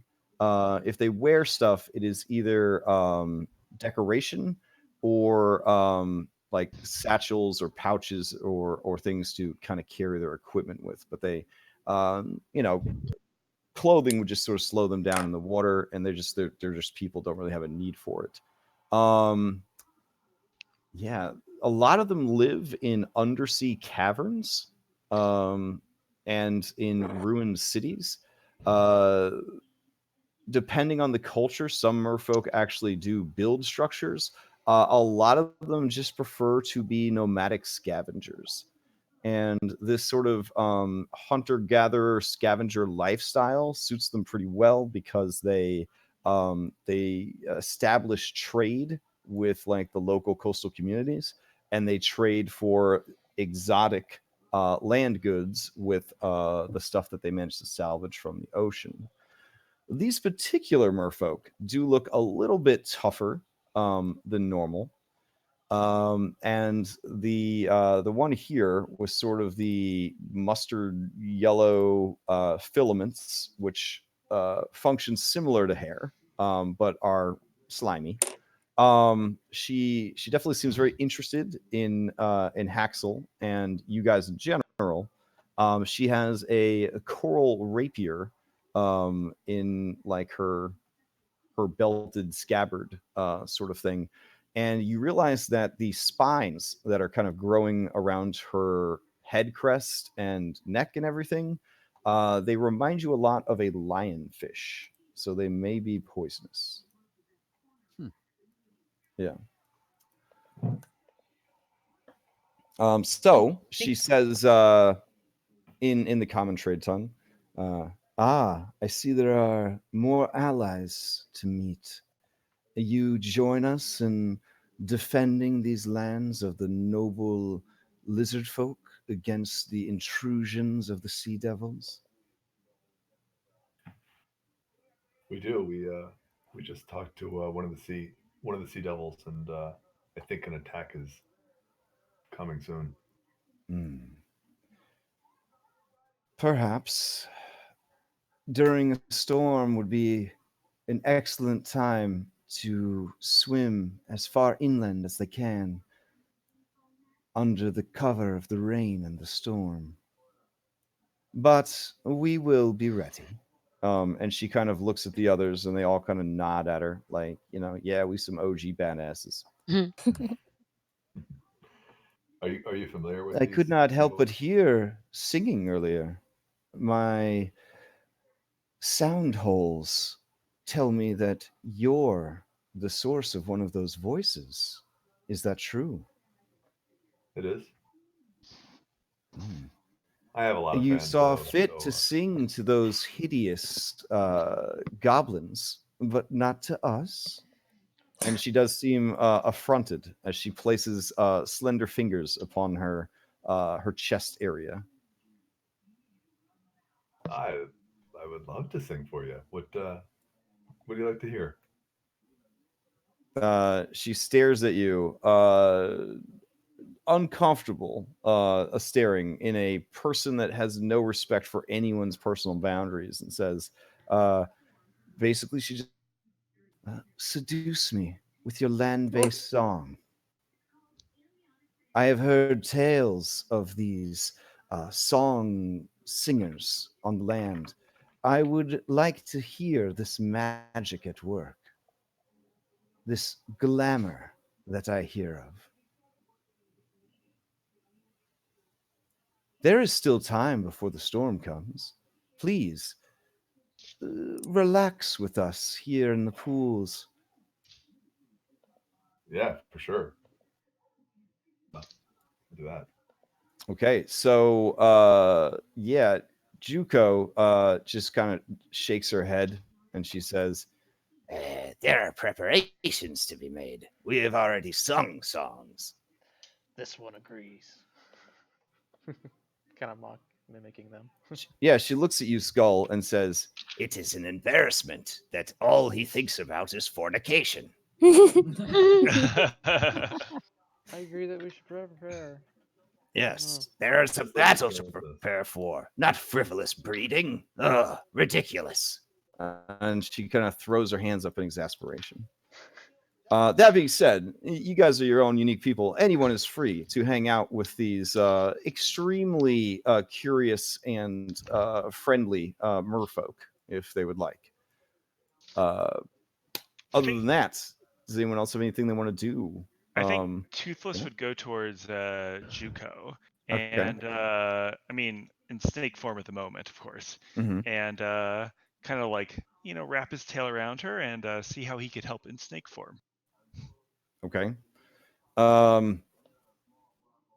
She kind of looks up at you. She's she's a pretty old lady by lizard folk standards. But you're, from what I understand, kind of an older gentleman. And she looks at you and says, You insist on wandering in this snake guise today. Is that it? The snake will kind of nod at her and kind of maybe suggest that it would kind of like look towards the outskirts and it would kind of do a little bit of patrolling, maybe. I see. Scouting the area. This would be wise. And she will also wild shape. Oh, this is getting and then hot. the two of you could go scout. Yeah, this is Wow. Yep, we'll see All y'all right. later. All right. These two land snakes slither out to check the area. All right. Any other preparations that you would like to do? I thought when I was listening in on Ymir's thoughts that they were not attacking tonight, but they would attack during a storm. Is that not what? Well, he didn't know what day it was. So when the question was asked, I see. are they attacking tonight? He didn't know what tonight meant, but he did agree Okay. that the cover I of a see. storm would be an excellent time to attack. In that case, I'm feeling rather tired. I'll play maybe a set with Haxel, and then I would like to rest before. Okay, like the a battle. like a wingman set kind of thing. Yeah. Like, gotcha. All right. These guys are training in like an adorable like Japanese Power Rangers style montage of training as they prepare for battle. And these guys are drilling and also preparing for battle. So, all that being said, you're going to kind of rest up. Does anyone else have anything that they need from the lizard folk? Any questions you want to ask? I mean, yeah. Like what is the plan here? Do you want to higher ups and tell them what you have learned from like your tour of the facility? Like what do you want to do here? I have one question. Which way is the ocean? Is the ocean or the sea? Oh, the ocean is basically way up here, essentially under all of these bits of rock. You would swim underneath and take you out towards more and more watery terrain, which would then be the ocean. Okay, so most likely the attack is going to be coming from that from that side. Yeah, from- more than likely they're going to attack this side of the complex. But they do have their gator pen against the land-based entrance. Okay. Yeah, and you guys have seen the gators in action. Yeah. I mean, I think they have like 10 or 9 like gators. Like, yeah, so would that be enough to deter a force of attackers? Unknown. But it's pretty good. So it's really just a question of will they even attack tonight, or will they be focused on something else? Like, there's a lot of, I guess, puzzle pieces maybe that you've been given that you may want to try to fit together. You may also, again, like it's totally up to you guys what you want to do at this point, or what you want to do with the information that you have. So it sounds like Haxel is going to work on morale with the merfolk, and Toothless is scouting the area. Skull, what are you planning to do? I would want to go talk to some of the go. I guess if they'll let me back into the throne, I'm gonna go tell her about the what we learned from the guy Okay, who interrogated. sounds good. Sounds good. Yeah, I think that's what he'd do, and then help them come up with a plan of attack or defense, rather. All right. Sorry, Thogrum. What about you? I'm gonna walk back with Skull, and as I'm like walking around, like just eyeing like all the defenses and their kind of like their structure for like weak points and things of that nature. Mhm. Because stonework. They seem to favor mud and wood for most of their construction. Mhm. It could be a shortage of iron, is why they don't use stronger materials. But wherever possible, the floors are stone and the walls are stone. But a lot of it really is just hard packed mud or clay. And you could tell that it's a structure that has to constantly be maintained and repaired. Their druids probably use like move earth and stuff like that to expedite that process. But there is also probably quite a bit of just hands-on, smoothing out the mud, patching places where it might be falling apart, that sort of thing. Yeah. They have furniture, they have amenities as they were, but everything is very simple. It is as functional as it needs to be, without being overly ostentatious or decorative or anything like that. They are very practical people, but a very ingenuitive, I think. I don't know. Essentially, the racial ability of all lizard folk is they could pretty much craft anything into anything, particularly like things that they have killed. So there are a lot of things, bones and hide and things like that. So as a craftsman, it's definitely a very interesting and possibly exciting experience to see such radically different ways of doing things. Mm-hmm. Yeah. All right. What do the Uh, mermaids think of Spencer? oh yeah, I think they would actually know what Spencer was right away and think he was adorably cute. Um, Excellent. yeah, are you willing to allow Spencer to interact with these merfolk? Oh, sure, yeah. Okay. Yeah, yeah. Golden retriever style. He immediately runs away from you and just begins licking and slobbering and honking at everyone. And yeah, in their melodious song-like laughter, the merfolk all sort of chuckle and laugh. And one of them says, uh, "It reminds me of when we used to keep shark hounds. Do you recall?" And they all kind of look at each other and look at him, and they sort of nod. But there's like a sadness there when he brings that story up. Um, yeah. And he looks down at your beast, Spencer, and kind of gives it like an affectionate kind of pats and scratches and all that kind of stuff. And you can see that it provides him with a great deal of comfort. And you're assuming that a shark hound is similar to a whale hound, but yeah, it's definitely bittersweet as they interact with Spencer. Um, so you had creatures that were similar to this. He kind of looks at the others and he looks over at you and he says, yes, Lady Elf. For a time, our people did keep a beast that in your tongue would be called a shark hound, similar to these creatures, but a bit more ferocious, a bit more lithe, um, less chubby. Um,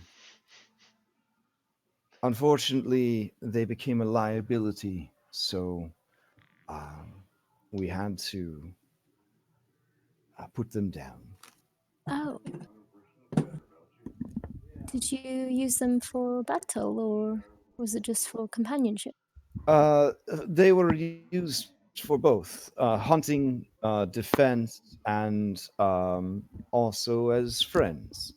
Uh, Unfortunately, their shark like nature was able to be commanded and manipulated by the sea devils.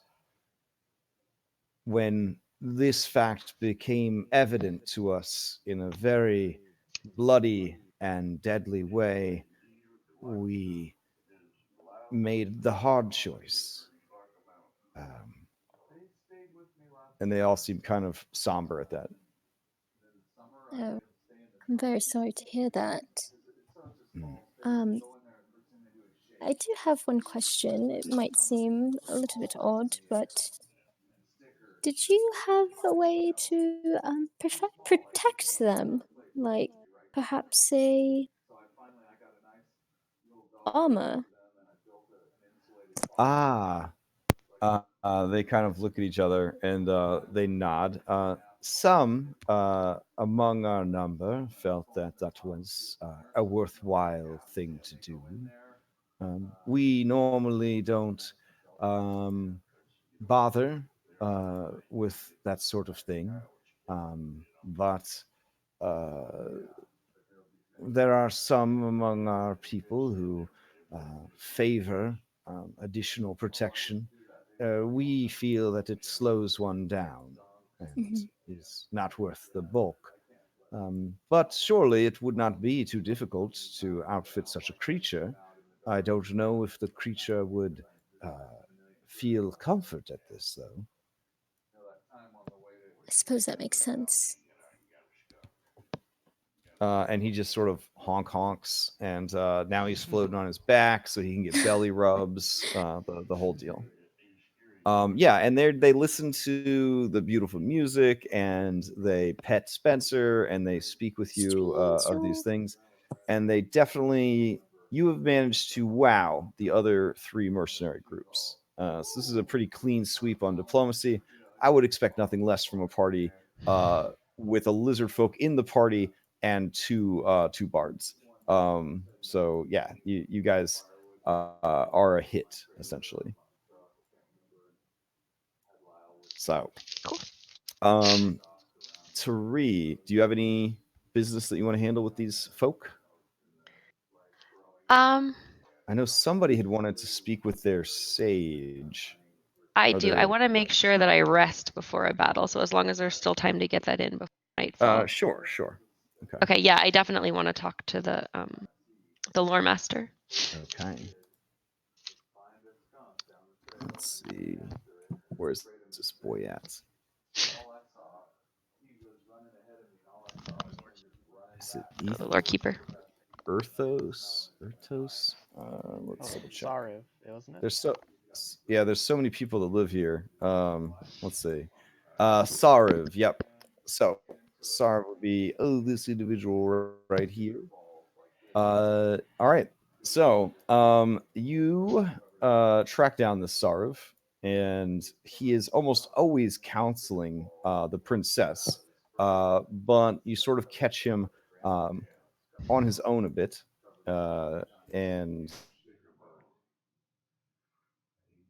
the common tongue. Um, Thank you for your hospitality here. I Joku told me that you might be able to tell me something about the island to the south of Saltmarsh with the standing stones. Okay, yeah. He kind of narrows his eyes at you, and kind of inflates his throat sac a bit. Um, and he says, You are a very curious one, aren't you? Aye. Hmm. It's gotten me into Uh, trouble. I have preparations to make, but if you would walk with this one, I will tell you what I know. I would love that. If there's any way I can be of help, while you tell me, I'm Our happy to. people have lived here long and long, long before the softskins came and settled in the swamps. Before them, there was us and the dragons and the trolls. And before them, there were um, others. We would like to say we were the original inhabitants of this region, but that would not be true. Thousands and thousands of years before us, there was a great kingdom here. Uh, their ruins are now sunk deep beneath the swamp, and their goings on, their history, is no business of ours. However, our people have seen many rise and fall since that time. Many have tried to make their way in these swamps. Only those of Saltmarsh and the large anthill uh, city known as Daggerford have had he kind of struggles with the word their diplomacy to make smart choices. That is to say, leave us in peace or wind up in pieces. Hmm. You I see, laugh at his joke. we are not greedy. We were willing to share this land if they left our lands, the best parts, to us. They could have the useless dry lands. No one wants something like that. Uh, Anyways, they struggled, the early settlers of Saltmarsh. The land was dry, as dry as it was wet. Your people would call it clay. and he sort of lingers his claws against the wall and like shows you like the thick clay. Mhm.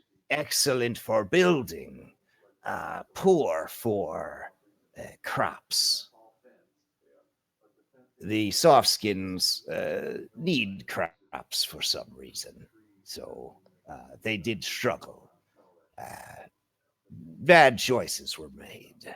They found some of the ruins in the swamps and made deals with whatever lingered there.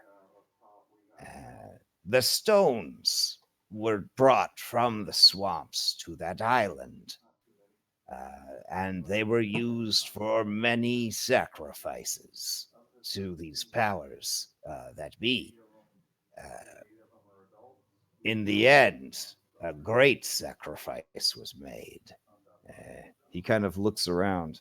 This one is making sure that the merfolk cannot hear, but I am sure they still remember. One of their kind, a songstress, precious to her people, was betrayed by a soft skin that she loved. She was tortured and uh, eventually sacrificed on those stones. Her suffering was such that it melted the stone hearts of the people, the ancestors of Saltmarsh, and they turned away from those dark practices. In doing so, I believe they found the strength they needed to finally thrive and succeed. They turned away from the darkness they had found in their own hearts. But the damage was still done.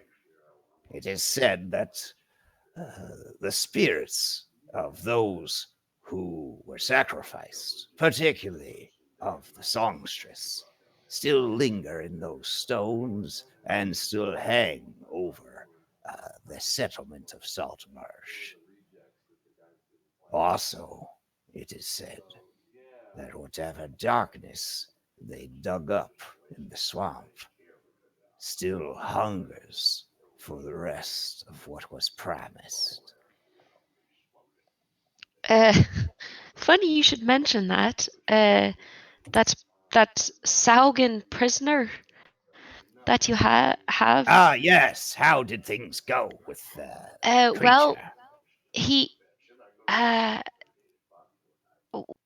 we convinced him using rather unorthodox methods. And so some of the information was rather Ah, did unwillingly you given. eat his fingers? Not yet. Ah, But he did. But he did mention the old ones, and that his people had gone to some ancient ruins in the swamps near your lands, and that was why they were going in. Do you think that the old ones could be? ah, they seek the flooded caverns. Hmm. Their activity must have stirred something, and that something attracted thousand teeth. It is all, as your people would say, coming together now. Hmm. I will finish my task later. Come, we must speak with the princess. And he turns an about face and starts heading back towards the throne room, which would kind of get you in there just in time to meet with, or to kind of get there with the others when they're talking to the princess, Yeah. because they Okay. got to summon her and all Nice. that kind of stuff. Uh, all Can I right. ask him the Sure. old gods, like who were the old gods in the old civilization? Yeah, you certainly can. Yeah. They were, again, not our business. Our God is the only God that we need. And the lizard folk worship basically like this gender fluid entity that is like male and female, and essentially created the lizard folk from itself, sort of thing, and just represents like the perfection of form and kind of, there's no reason to try to be better because you're already the best you could, you could be, sort of thing. And that sort of stuff. But he does tell you, Whatever they were of.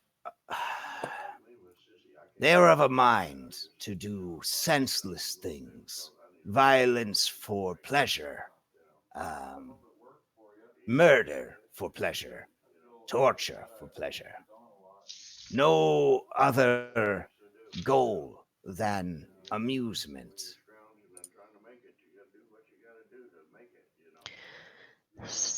Sounds terrible. Sounds vile. And Um,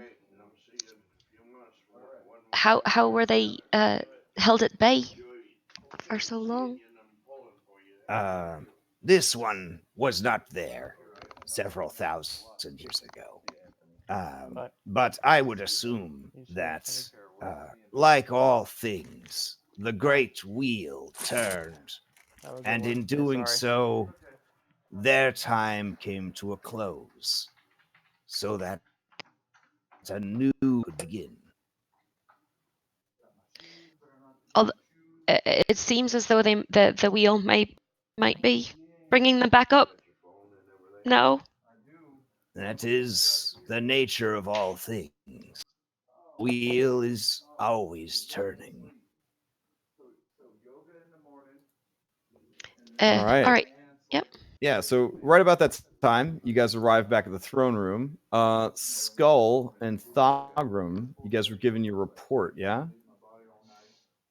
Oh, Illyria, are you chilling with the merfolk, or did you tag along with everybody else? Everyone left? Uh, it's just you and Haxel over there with the merfolk. So you're welcome to hang out with them. They love having you around. They love having Spencer around. Um, they're basically have the carefree attitude of, yeah, we might be going to the battle tonight, might be dying tonight, live and let live, live, laugh, love, any other motivational signage you need. They're kind of down for it. But yeah, you do watch as Thogrum and Skull head off in one direction and Tari headed off in another direction. I suppose I'll stay there. Okay. Draw the interactions of Spencer and the Oh Merfolk. yeah, it's an excellent opportunity. All right, so Skull and Thogrum, lay it on her. What do you got to report? I'm gonna kind of nudge Skull, like, well, you already seem to know her a little better than I do, if you know what I mean. Look just down to Skull and look back at the princess. This is true. God, I'm talking like Crash's lizardfolk now. He's been listening to it forever. Um, so we don't have a confirmation that they will attack tonight, but Mhm. the prisoner explained to us that they do like to attack, or they'd like to attack during a storm. So we've confirmed that for you. We also found out that they were searching for the reason they're attacking them is because of their settlement is near or on some ancient sahuagin burial grounds. Um, sorry, hold on.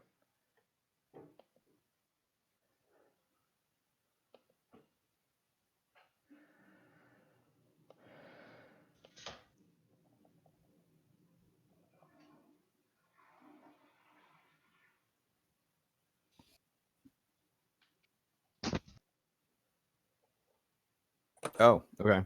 Thogrum, you want to step in while Skull grabs the doorbell, or? Yeah, so what my friend's trying to say, he's a little choked up, understandably, Your Highness. Or your Grace, Your Highness, whatever, I don't know what you prefer, but, This one yeah. will accept any praise you lavish upon her. Yeah, Your Grace, yeah. So, we talked to the fella, and he's not sure they're going to attack tonight, but they do like to attack during storm. But As was said, yeah, yes. he also told us about old. Seems like old Thousand Teeth is potentially holding some of them at bay in some kind of ruin on a island somewhere near here. I'm not really sure where that is, but we'll get to the bottom of it, I'm sure. That's kind of what we do. I think it's at that point that Tari and Sariv would probably come rushing down the hallway. And in Draconic, he just says, princess, there's been news. this one and this one have pieced together uh, some information, and he kind of motions at you, Turi. Uh, well, Your Grace, during the investigation, or during the interrogation, we did learn that the reason for their incursions is to unearth something from the ruins on an island near here. They have a party that's trapped down there, and they're trying to rescue them, and that they may have made some sort of pact with the old ones. If that means anything to you, we didn't have enough context for it to make a lot of sense. Yeah, her poker face is strong. She blinks both sets of eyelids, and then her nostrils flare a little bit, and she says, So that is what is happening. Hmm. I ask you something very dangerous now, but you have proven to be quite strong, and from what I am hearing, very capable in the arts of diplomacy. and she says it like it's like fucking martial arts or something. Because like for lizard folk, it kind of is like super exotic skill set. Um, This is not a mission of diplomacy, though. This is a mission of the utmost importance that I could only trust to our land mercenaries. During the storm, while the sahuagin are distracted attacking us, you must travel to this island. You must either defeat or slip past Thousand Teeth and find an entrance into these ruins and figure out what exactly they are after and stop them. This is very, very important. I look at Thogrim. Thogrim's the only one like in there with me. Or Skull also. right. Yeah, I give them the like. So what's up? Face. And then Sarov says, Do not worry. I will provide you with some potions of healing. With those, even Thousand Tooth will be as nothing before you. and he tries to lie. uh, Hmm. Yep. huh, Easy easy peasy. that sounds great.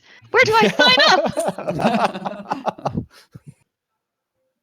up? Yeah. Now again, like I respect your player agency. If you guys are like, this feels a little railroady, I definitely don't want to do this. You could certainly just be like, peace, and head out, or you could say, no, we'll help you defend the settlement, but we are definitely not going to go do that. Thousand Teeth, middle of a storm, ancient ruins, old gods. No thanks. This sounds too much like the published module. So again, like whatever you guys opt to do, but she is by royal decree, basically asking / telling you to do this, because I don't really know if this is the kind of woman that is used to asking for things. But again, it is up to you guys. Thogrim and Skull, what do I get when I stare at you with my like what the fuck eyes? Oh, I was afraid she was gonna ask something like that. Oh, just like a long sigh, like, oh, we're gonna die. I think Skull would be down for I'm not the challenge. hearing a no. Yeah. Yeah. All right, I Uh, think she's gonna insight you guys. sure. Yeah. Is anybody going to try to mask, like try to throw up a poker face, or Are you sort of letting no. your emotions kind of bleed out as they are? Yeah. I am happy to. This sounds fun to me, honestly, but I Okay. can't agree for my fellow adventurers. That doesn't seem fair. I can't promise that they'll go. So I need to talk to them. That's all. That's going on with me. And she says, I would send some of my own people with you, but they would be of no help if Thousand Teeth attacked, for they are forbidden to harm him. However, if you are worried about your prowess in battle, I can perhaps convince some of the other mercenaries to join you. Perhaps the goblins, or a few of Sure. them at least. Fine kill. Yeah. I'll ask her if would you prefer it that Thousand Teeth lived and didn't bother you anymore, Hmm. since he is your that's a rough question. yeah. Yeah. Because she had you mentioned like earlier you like before that he was corrupted by something. Maybe we can figure out what that is. yeah. It's like you just walked right up to the Pope and you're like, "Bro, how do you feel about evolution?" And like they look around at all the assembled bishops and stuff like, "You're going to ask me that right now? You're going to do that right now?" She kind of blinks at you and she says, um, Despite his corruption, he is a powerful totem of our people. It would be wrong for his life to end. He does, even now, protect us in his own way. That being said, if you had to defend yourself in a most aggressive manner, I would not hold you responsible for what happened. Got it. and the other lizard folk who are not as well versed in the martial arts of diplomacy seem sated by what she has said. Especially this guy. He crosses his arms in front of him like, yeah, what she said. Like he has no idea. All right. Yeah, then if you need to speak with your allies, you should certainly do so. Is kind of her spiel. The storm is probably going to hit around 8 o'clock. How So how far away are we from the Right island? about now, I think you guys are cruising at like 2:30 in the afternoon or so, maybe 3 o'clock in the afternoon.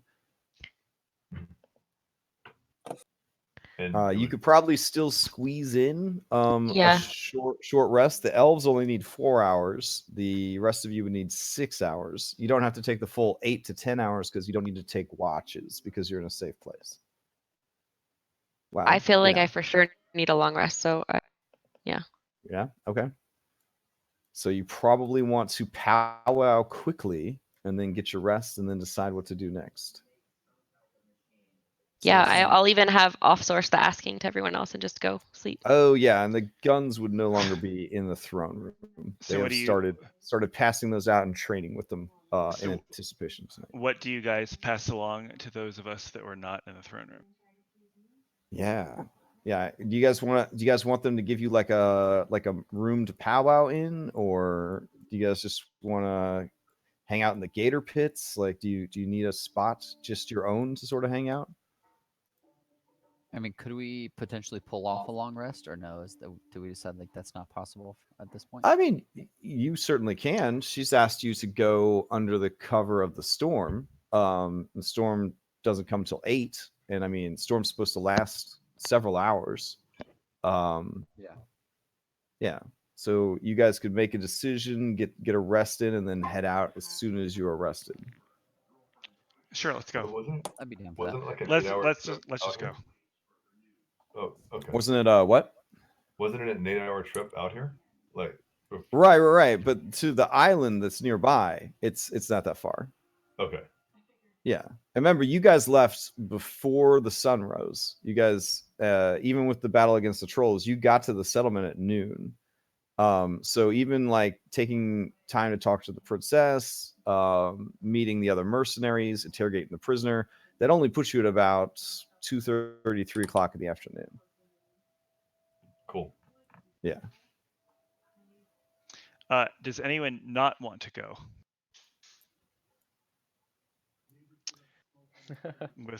With that, let's rest and let's Okay. go. Yeah. Alrighty. Yeah, so you guys are taking some guest quarters. They have hay nests for you to sleep in.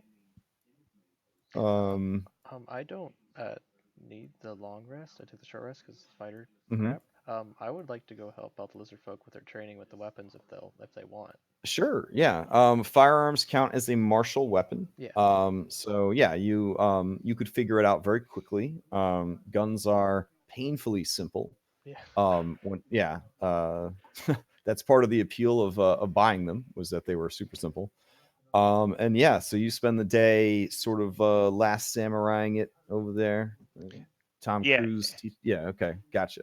And Crash, I also don't need the long rest. I would kind of continue patrolling for a snake Mhm. for a while and then like help them in case anything came, but otherwise Yeah, you know, you guys are confident after patrolling the area that there will be an attack tonight on the settlement. You It's hard to communicate because you're both in snake. I would say since you're both in snake form, you could kind of communicate snake to snake kind of thing. She basically, through empathy and pheromones and all that snake stuff, and parcel tongue, I guess. Yeah, here. She informs you. She shows you the different proof that they are mustering, and you kind of see, as she points it out to you, that yeah, there is signs of increased activity in the area and all that jazz. Also during the patrol, she does point out to you the general location of Thousand Tooth Island.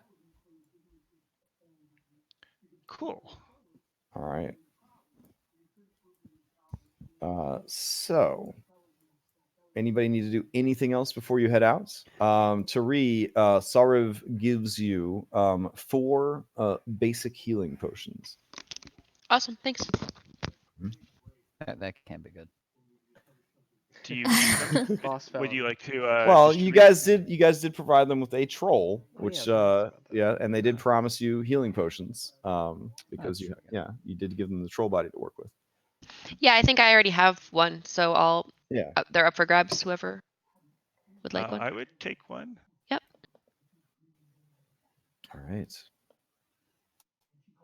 So is anyone else taking one? Otherwise, I'll just write it down. I'll take another I'll one. Cool. All right. Illyria, do you want one? Oh, I have one from us. If you want to give it to someone Alright. else. Does anybody not have one? Oh, actually, I have 2 at this point. Can I think take there's 2, the one actually? Skull gave me. Sure. Yeah. Yeah. So Yeah, let I'll me take 2. gather up some minis. If you need a short or long rest, you definitely have the time to take it. Skull, the princess treats you absolutely no differently than the first moment you walked in, Oh, despite yeah. whatever has I yeah. understood yeah, that this from yeah. okay, gotcha. Yeah, no way. Wow. Pragmatic. Yep. And man, is she gonna be calling you up if these babies don't have acid breath weapons? So yeah. Probably not. Well, I mean, calling you up wanting some explanations. No. 'Cause, Oh yeah, they yeah. probably won't have acid breath weapons. Dungeons and Dragons is a magical place. Who knows for Oh, sure? maybe. All right. That being said, man, confirming that there is going to be an attack tonight, they are hesitant to give up so many fine mercenaries, but with the assistance in the firearms that they received, they do feel that they could spare some of the coalists. I will say that 3 of them will go with you guys. if you are okay with it. If you don't want to travel with these individuals, just let me know. I'd rather have the fish people, but yeah. Well, the tricky part about the fish people is they don't want to leave their eels, and some of the places you're going to go, the eels can't follow. Mm. Right. I would Yeah. travel with them. Yeah, let's bring them with us. Okay. Then let me get ready to port you over. So if anybody needs to refresh their drink real quick, you can certainly do so. I got to go and grab the map for this. It's like everyone is potentially crew now. Like maybe we could hire that person. Yeah. So my Skull and Shackles group, literally everywhere they go, they find like a new crew member. It is they've got fairies, they've got sylphs, they've got robots. I mean, just it's amazing. It's the home for wayward adventurers. Yeah. There's a drunk dragonborn we got to go get. I'll be honest though, the turnover rate's kind of high. So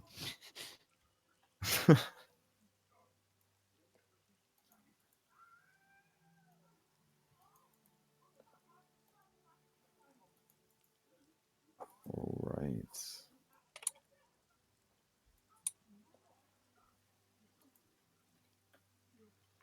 Ooh, you guys are super small. Oh yeah, that's right. Because the lizard folk settlement is so huge. Okay.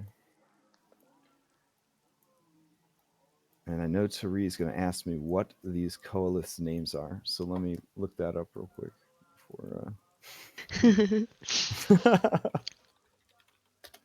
Let's see. And their kids' names and their Oh pets. man! All right, all right. I'm down. I'm ready for the challenge. I'm And ready for the as challenge. I like that. As we get close, I would like to cast Pass Without Trace. Smart. Okay. Um, So pass without trace. Everybody is familiar with the predator, the light bending technology and all that jazz. Yeah. The best way to think about that is Toothless is now a beacon that from him, if you are nearby, you have essentially like a chameleon esque overlay that greatly aids you in your ability to move about. That being said, um, it applies to your stealth checks. So you do have to be stealthy. So if you're in Pass Without Trace and you're like yelling at the top of your lungs and, knocking stuff over and getting into fights and stuff like that, it is certainly not stealthing. So just keep in mind the action economy of stealth in 5e is very strict and very taxing. It's one of the reasons that rogues get cunning action at second level, so that they can kind of keep the stealth going as needed. So just kind of throwing that out there, because there was a group that was using it to sneak up on a dragon, and then they got super loud, and yeah, it was a pretty wild time. All right, so Hartuk, Ficklong, and Hergo are joining you guys on this excellent hunt. Alrighty. So, do you guys want a purple night overlay on the island so that you know that it is nighttime, or are you okay with it being a beautiful green island? Like, what would you prefer? Full immersion nighttime, or no? I'm how do I I, nice. mean, I'm probably gonna end up putting down a cameraman. Oh, So I don't okay. know. You I'll mean just that'll throw a affect night dark filter on vision? there. Yeah, I'll just throw a night version on there. All right, here we go. All right. When we get closer, can I just like start tracking a huge freaking is a croc, right? To Yeah, kind of like avoid him. you can, as a much more skilled and famous GM would tell you, certainly try to do that. and I guess I guess I would be kind of falling behind Illyria, stealthfully. All right.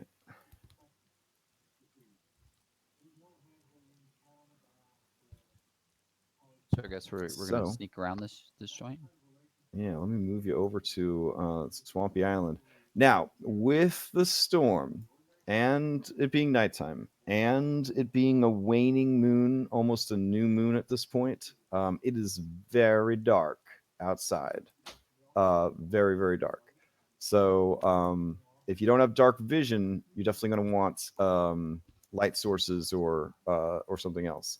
Though light sources that aren't magical in a downpour like this is going to be kind of rough. Also, keep in mind that when the rain is pounding hard like this, it is going to affect perception checks, which is both beneficial to you but also detrimental.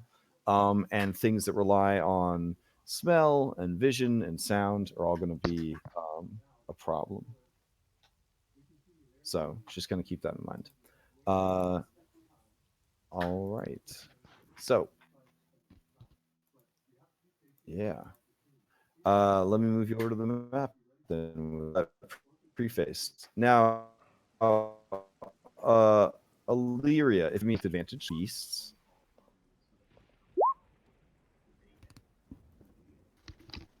Okay, Nice. yeah. 20. So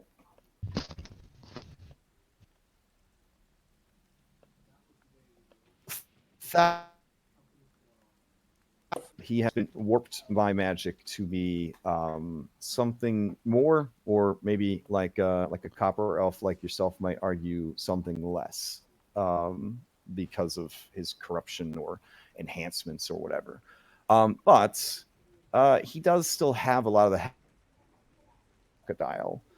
Um, Based on what you're seeing, he is the apex predator of this region, but has not chased out the other predators from the region, which is not the behavior that you're used to seeing from an apex predator. This sort of speaks to some intelligence, perhaps, that he has kept the other large predators alive to guard question mark his territory, which is very unanimal like behavior. What are the other creatures that are in this area, in this island? You are very confident that there are some giant snakes Mm. in the area, which you guys are now very familiar with, obviously. Yeah. Toothless will look to the other players and say, all right, guys, let's just try and move a little quietly. And he'll kind of like say like a little like kind of druidic phrase and cast his pass without trace. Totally. All right. So on this map, I know it's kind of hazy purple, kind of overlay, but can you tell that you have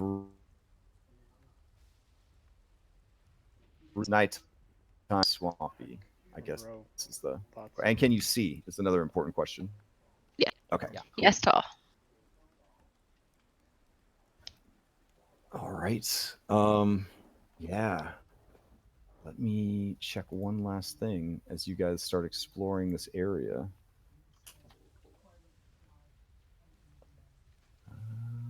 Okay. Mhm.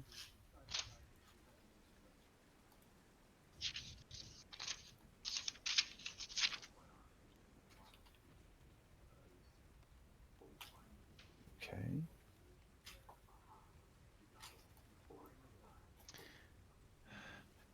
Let's maybe try and avoid the big croc and find the ruins.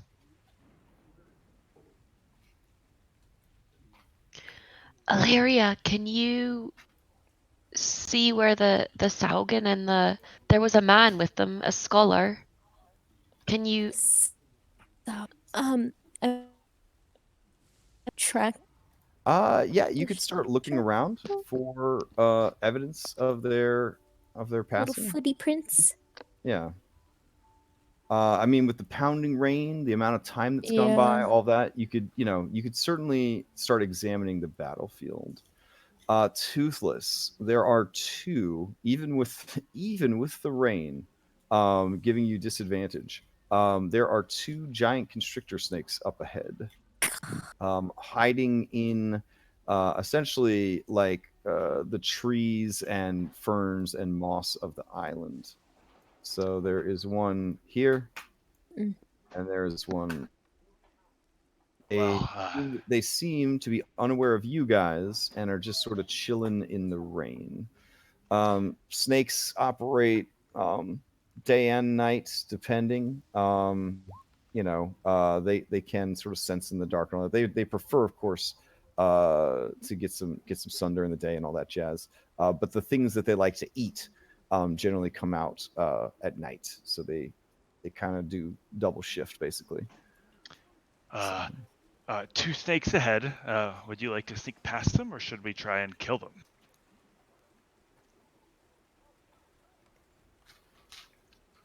Hmm.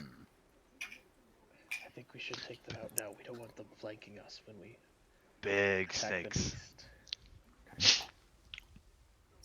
so does anybody speak Goblin or Aquan? I speak Goblin, and Illyria speaks Aquan.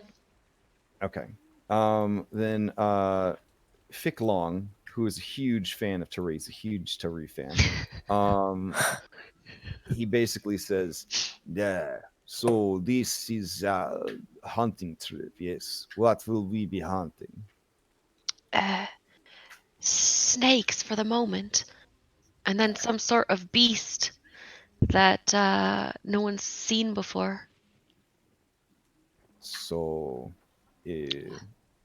should we wait until you are attacking before we do the attacking? It seems like you are all being very quiet, so that is what we have been doing.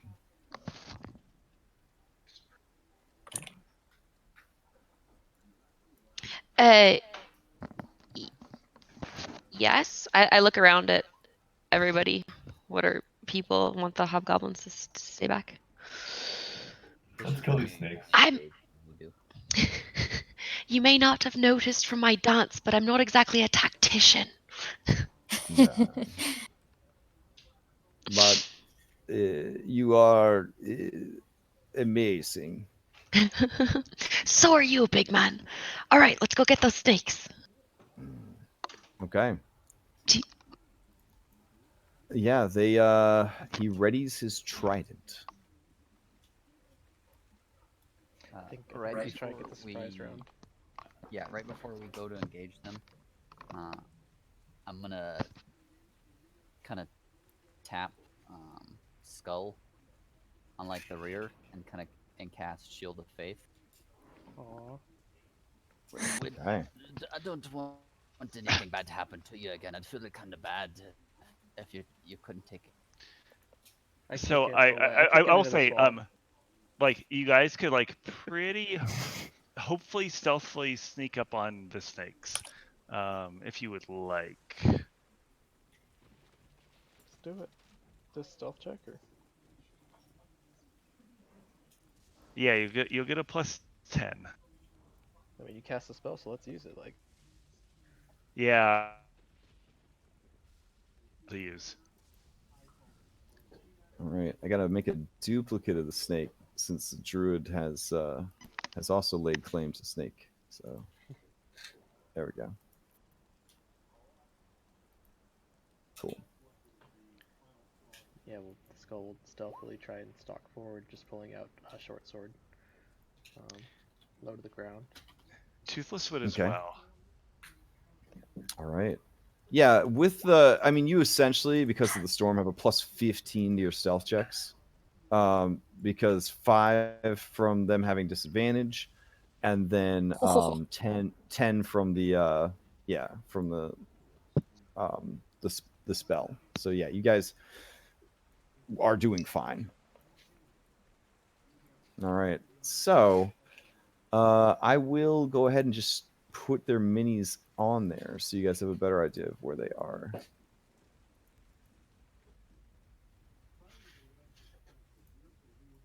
Oh, they're a lot scarier. Oh my god. Yep, I would Shit. agree. Is that the one I found? Oh, the art you found? The dragon snake?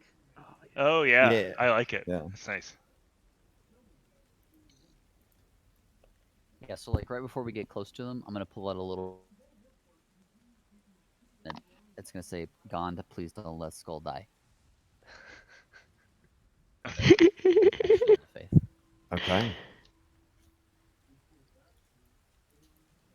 It's gonna be my small parchment with a bit of holy text on it. So should we sneak out and try and Yeah. kill this first one on the left first? Or...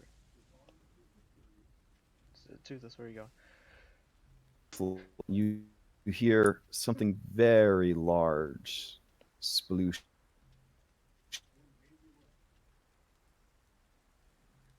Please. Sploosh.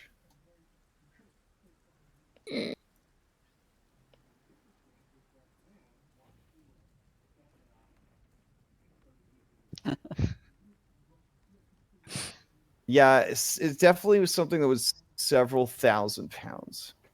Oh, I Fuck. mean, that's hot. Yeah. All right, and these two snakes continue to be oblivious. Bad hunting in the rain, so they're mostly like half asleep. Probably the best thing to do at this point would get everybody into some sort of initiative. Okay.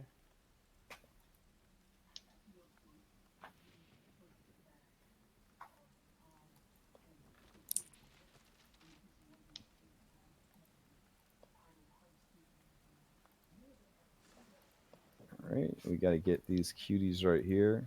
Here we go.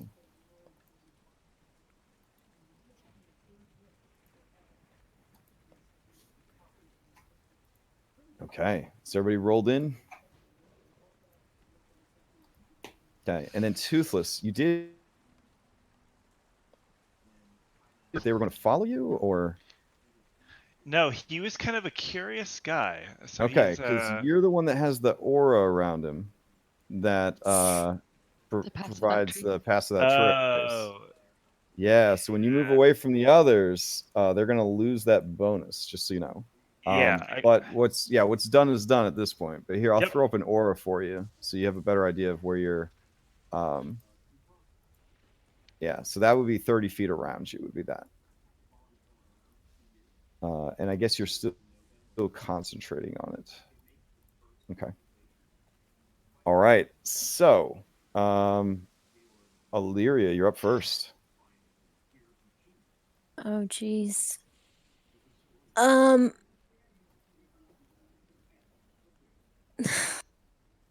Would I want to wait for you guys to get into position and then shoot? Yeah, you can ready to action. We'll go up and attack it. And you can attack it. All right, I'll wait until Skull gets in position, and then Yeah. I will Okay. take aim at what he goes. You spot these things. With the rain, because you have advantage because it was pointed out to you by your ally where they would be. But they are trying their best to be stealthy because they're snakes. They're trying to ambush whatever's dumb enough to come near. So to make sure you actually know where they are and you're not just firing sort of blindly against them, just throw out either use your passive perception or throw out an active perception check. You are trying to beat a 17 because they're nice and hidden. Do I get advantage because they're beasts? Well, again, you'd have advantage, but with the Oh, rain, okay, you would okay, have yeah, yeah. disadvantage. Yeah, so you make a normal check. Nice. So yeah, Illyria, Nice. you do spot Solid. the two snakes. Yep. So you could definitely ready a shot against them and not have to worry about shooting blind. If I hunter's mark, it doesn't do anything, right? Like to alert them. I think it. I mean, yeah. I mean, they get a feels, right, that they have been marked. I'm pretty sure. Unless the spell says they don't detect that it's been cast on them, I was under the impression in fifth edition that you kind of feel like you have that. You choose a creature, mystically mark it. Hmm. Yeah. I think if it can't see who did it, it would probably just have a feeling of unease. It's not like World of Warcraft. There's not like a big red arrow floating above its head or anything like that. But yeah, like if it can't see who did it, it would simply just have a sense of unease. Is probably how we'd handle it. All right, I'll hunter's mark it. Okay. This one right here on the left. Yeah. Mark. Okay. Hergo's turn. Hergo has a trident. They didn't really flesh the coalinth out very well. I feel like it should have maybe something besides just a trident. Coral spears or javelins? Yeah, it should definitely have some javelins or something. So I'm gonna assume that it's got some javelins. I'll just treat its ranged trident as extra javelins because it does not do service to this race that it would not have those things. But it will be, yeah, you know what? It'll ready in action to fire when the hideous elf fires. So that'll be its turn. Okay. Because it doesn't want to screw up. You guys are the commanding officers. So there's that. Toothless, you hear the schlucking of mud and the moving of water as a massive creature is passing through it. It moves very quickly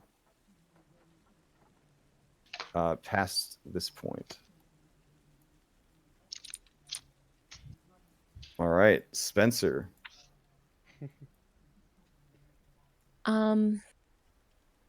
It's been hard, Spencer, not being allowed to honk for so long. I'm just gonna move him in front of me, and he's gonna take dodge action. Sounds good. Okay. Snick is going to have a terrible passive perception and just kind of grumble to itself about the weather. Tari, you're up. I'm gonna just.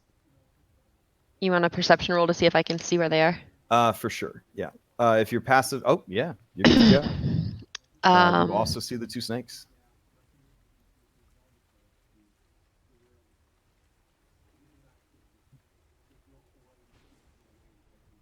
Is this like a rock pile here, middle? Yeah, these seem to be like giant collections of like just waste. Like a landfill, but of like rotted vegetation and sticks and things like that. It's very much like a compost heap almost that has formed just from the natural currents of the area. To a certain extent, it kind of resembles like a beaver dam almost, in that it almost has like a purposeful construction to it. But at the same time, it is completely made of natural materials. Let's see. It's definitely something that things could hide in for sure, or use as a nest or lair. So maybe the snakes live in there when they are not just kind of coiled up around the trees. Yeah. I am going to just ready a light crossbow attack for when the attack goes down. Okay. Against, I guess the near one. All right. And sorry, and I'm gonna like there. Okay. All right. Fick Long is going to kind of walk over here and ready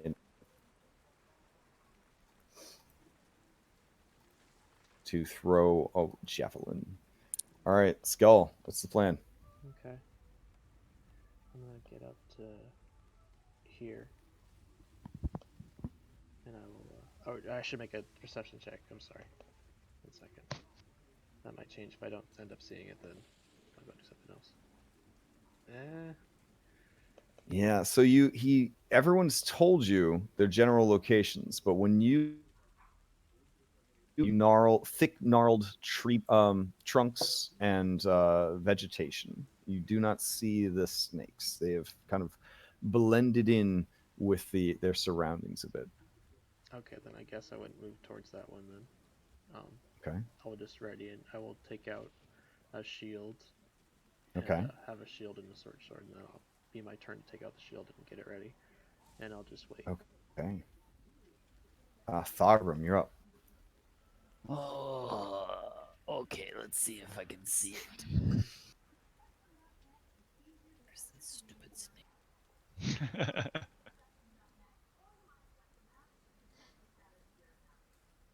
Yeah.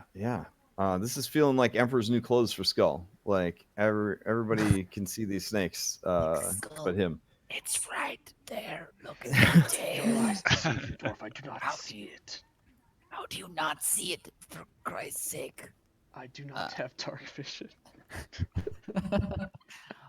Yeah. Thogrum, you also see with that 23 and recently updated locations on the map, you see a map tree question.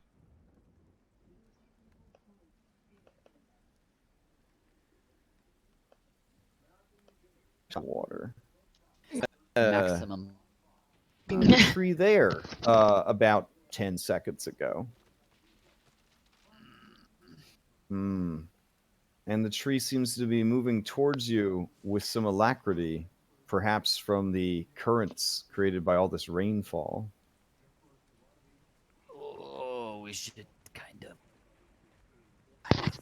fuck off in a different direction. Yeah. And I'm gonna kind of like usher everyone back towards like Okay. And I'm gonna just step forward and take the dodge action. Oh, dang. Baller. Okay. Oh, actually, can I bonus action spiritual weapon? Ooh. Oh, okay. Sure. And then take the dodge action.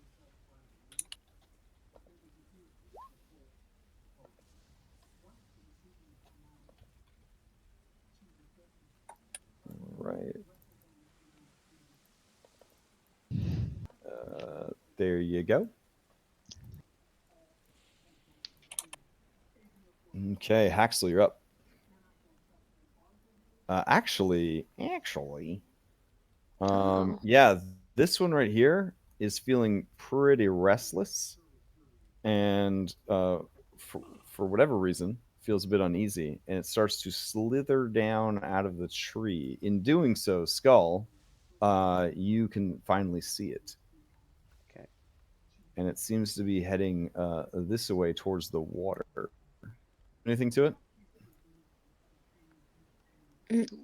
Nope. No? Let it Okay. go. Let it go. Yeah. All right. Sorry about that. Yeah, I read the notes in the adventure on that one. Okay. Haxel. Yeah, the snake, if you didn't know any better, just did the well I'm out meme from SpongeBob. It's rolling out. It's out of here. I'll take the dodge. Okay. Okay, Toothless, you're up. Man, so nothing's happened yet. Yeah.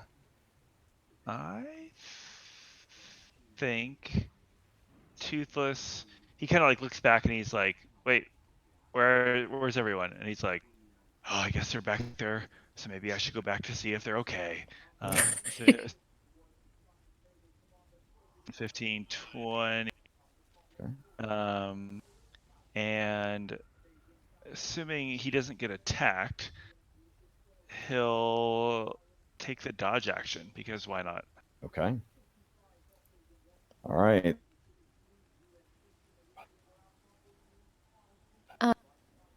Did Thogrim, you told us about the log? Yeah, I would have. Yeah, yeah. It's Okay. very it's very obvious at this point once he points it out that there is a big old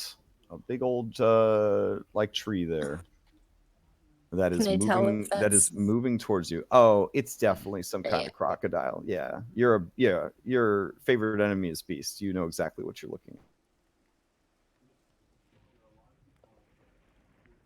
Gosh. If it counted them, Would it have be over 1,000? 900? I would say that this crocodile, I feel like the miniature doesn't really do it justice.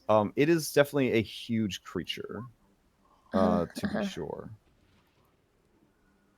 All right, I'm gonna move up. Yeah. So I'd say the croc, not count. Yeah, I guess if you included the tail, from nose to tail, is about 40 feet, 35 feet. Wow. Okay, 5, 10, 15, 20.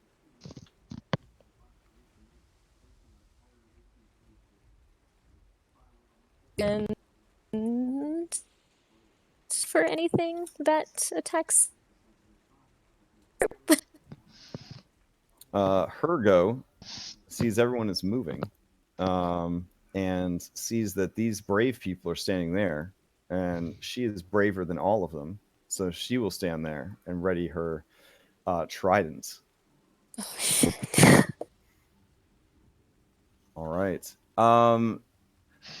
Yeah. So you hear sort of a bloop bloop bloop sound, which is the sound of legendary action meter filling up. And the log surges forward. Oh my gosh. Yeah, and as it does, it is teeth is revealed with a roar and a hiss. He rushes forward 60 feet. Is his freaking movement? Can I take my shot at him? Absolutely. If you're holding a shot, now would be the time to take it. 21 is going to be a hit.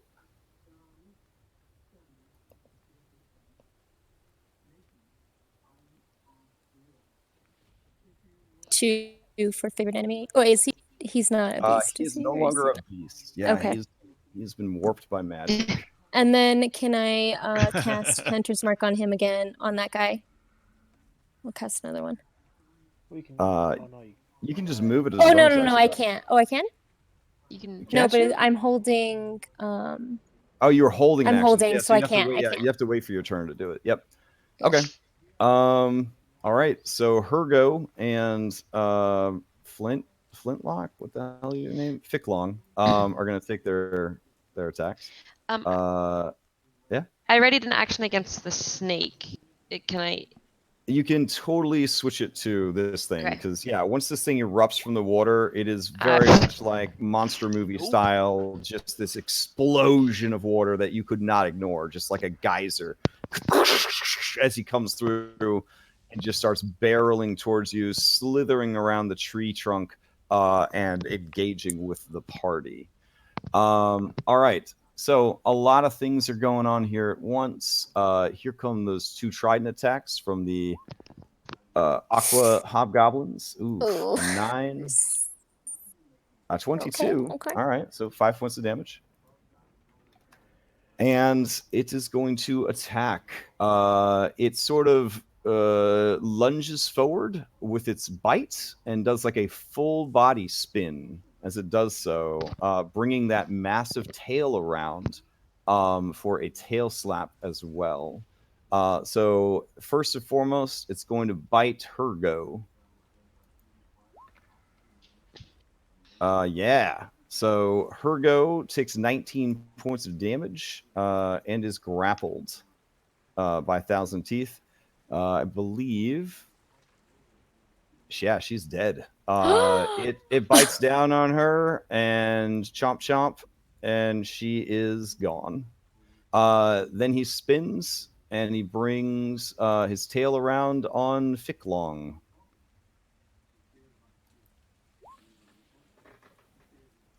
15 is enough. Ficklong takes 7 points of damage, still going. Has to make a strength save.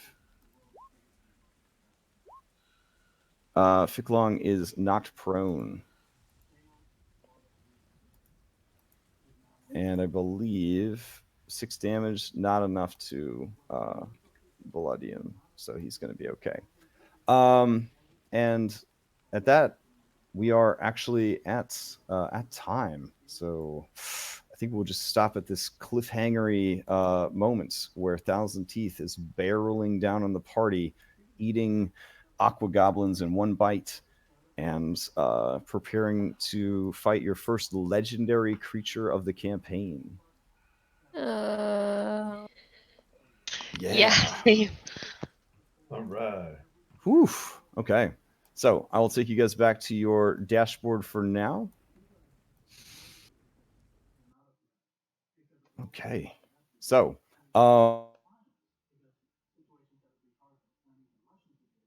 definitely playing will be added to your tally, as it were. And then next week we'll just continue from where we left off. So, any questions before we adjourn for the evening? Wait a minute. Where's Buddy? Oh shoot! Yeah, where is Buddy? Oh man. He's on my shoulder as always. Okay, is he? All right. I would hope so. I don't. That'd be No, terrible. Yeah, I hit him over here. I just, You can't get rid of him that easily. I mean, it's like 3 wish spells to get rid of Buddy. All right. Any non-Buddy related questions? Are we fucked? I would put Thousand Teeth on the level of a appropriately leveled dragon, but minus breath weapon and flying. So for what he lacks in like breath weapon and flight, I think he more than makes up for in speed and ferocity. So definitely going to be a tough fight.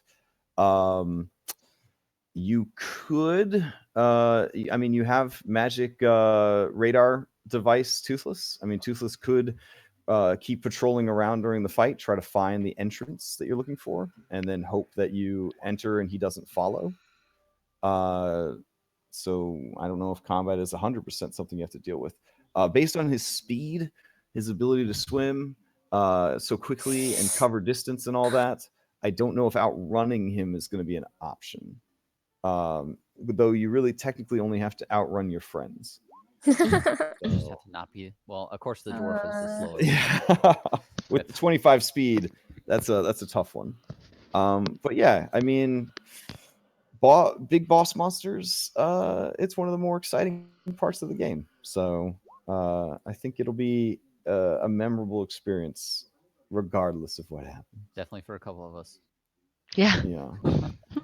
So, all right. Any other questions before we adjourn? Otherwise, Yeah, I hope thanks. you guys have a fantastic week. There's still time to enter the Princess Build Challenge, and currently, your buddy Toothless is is the #1 fundraiser for Extra Life right now. So, there are apparently a lot of people that want him to die. So, if you're one of those people, you can always donate early so that it doesn't get in the way of your Black Friday spending.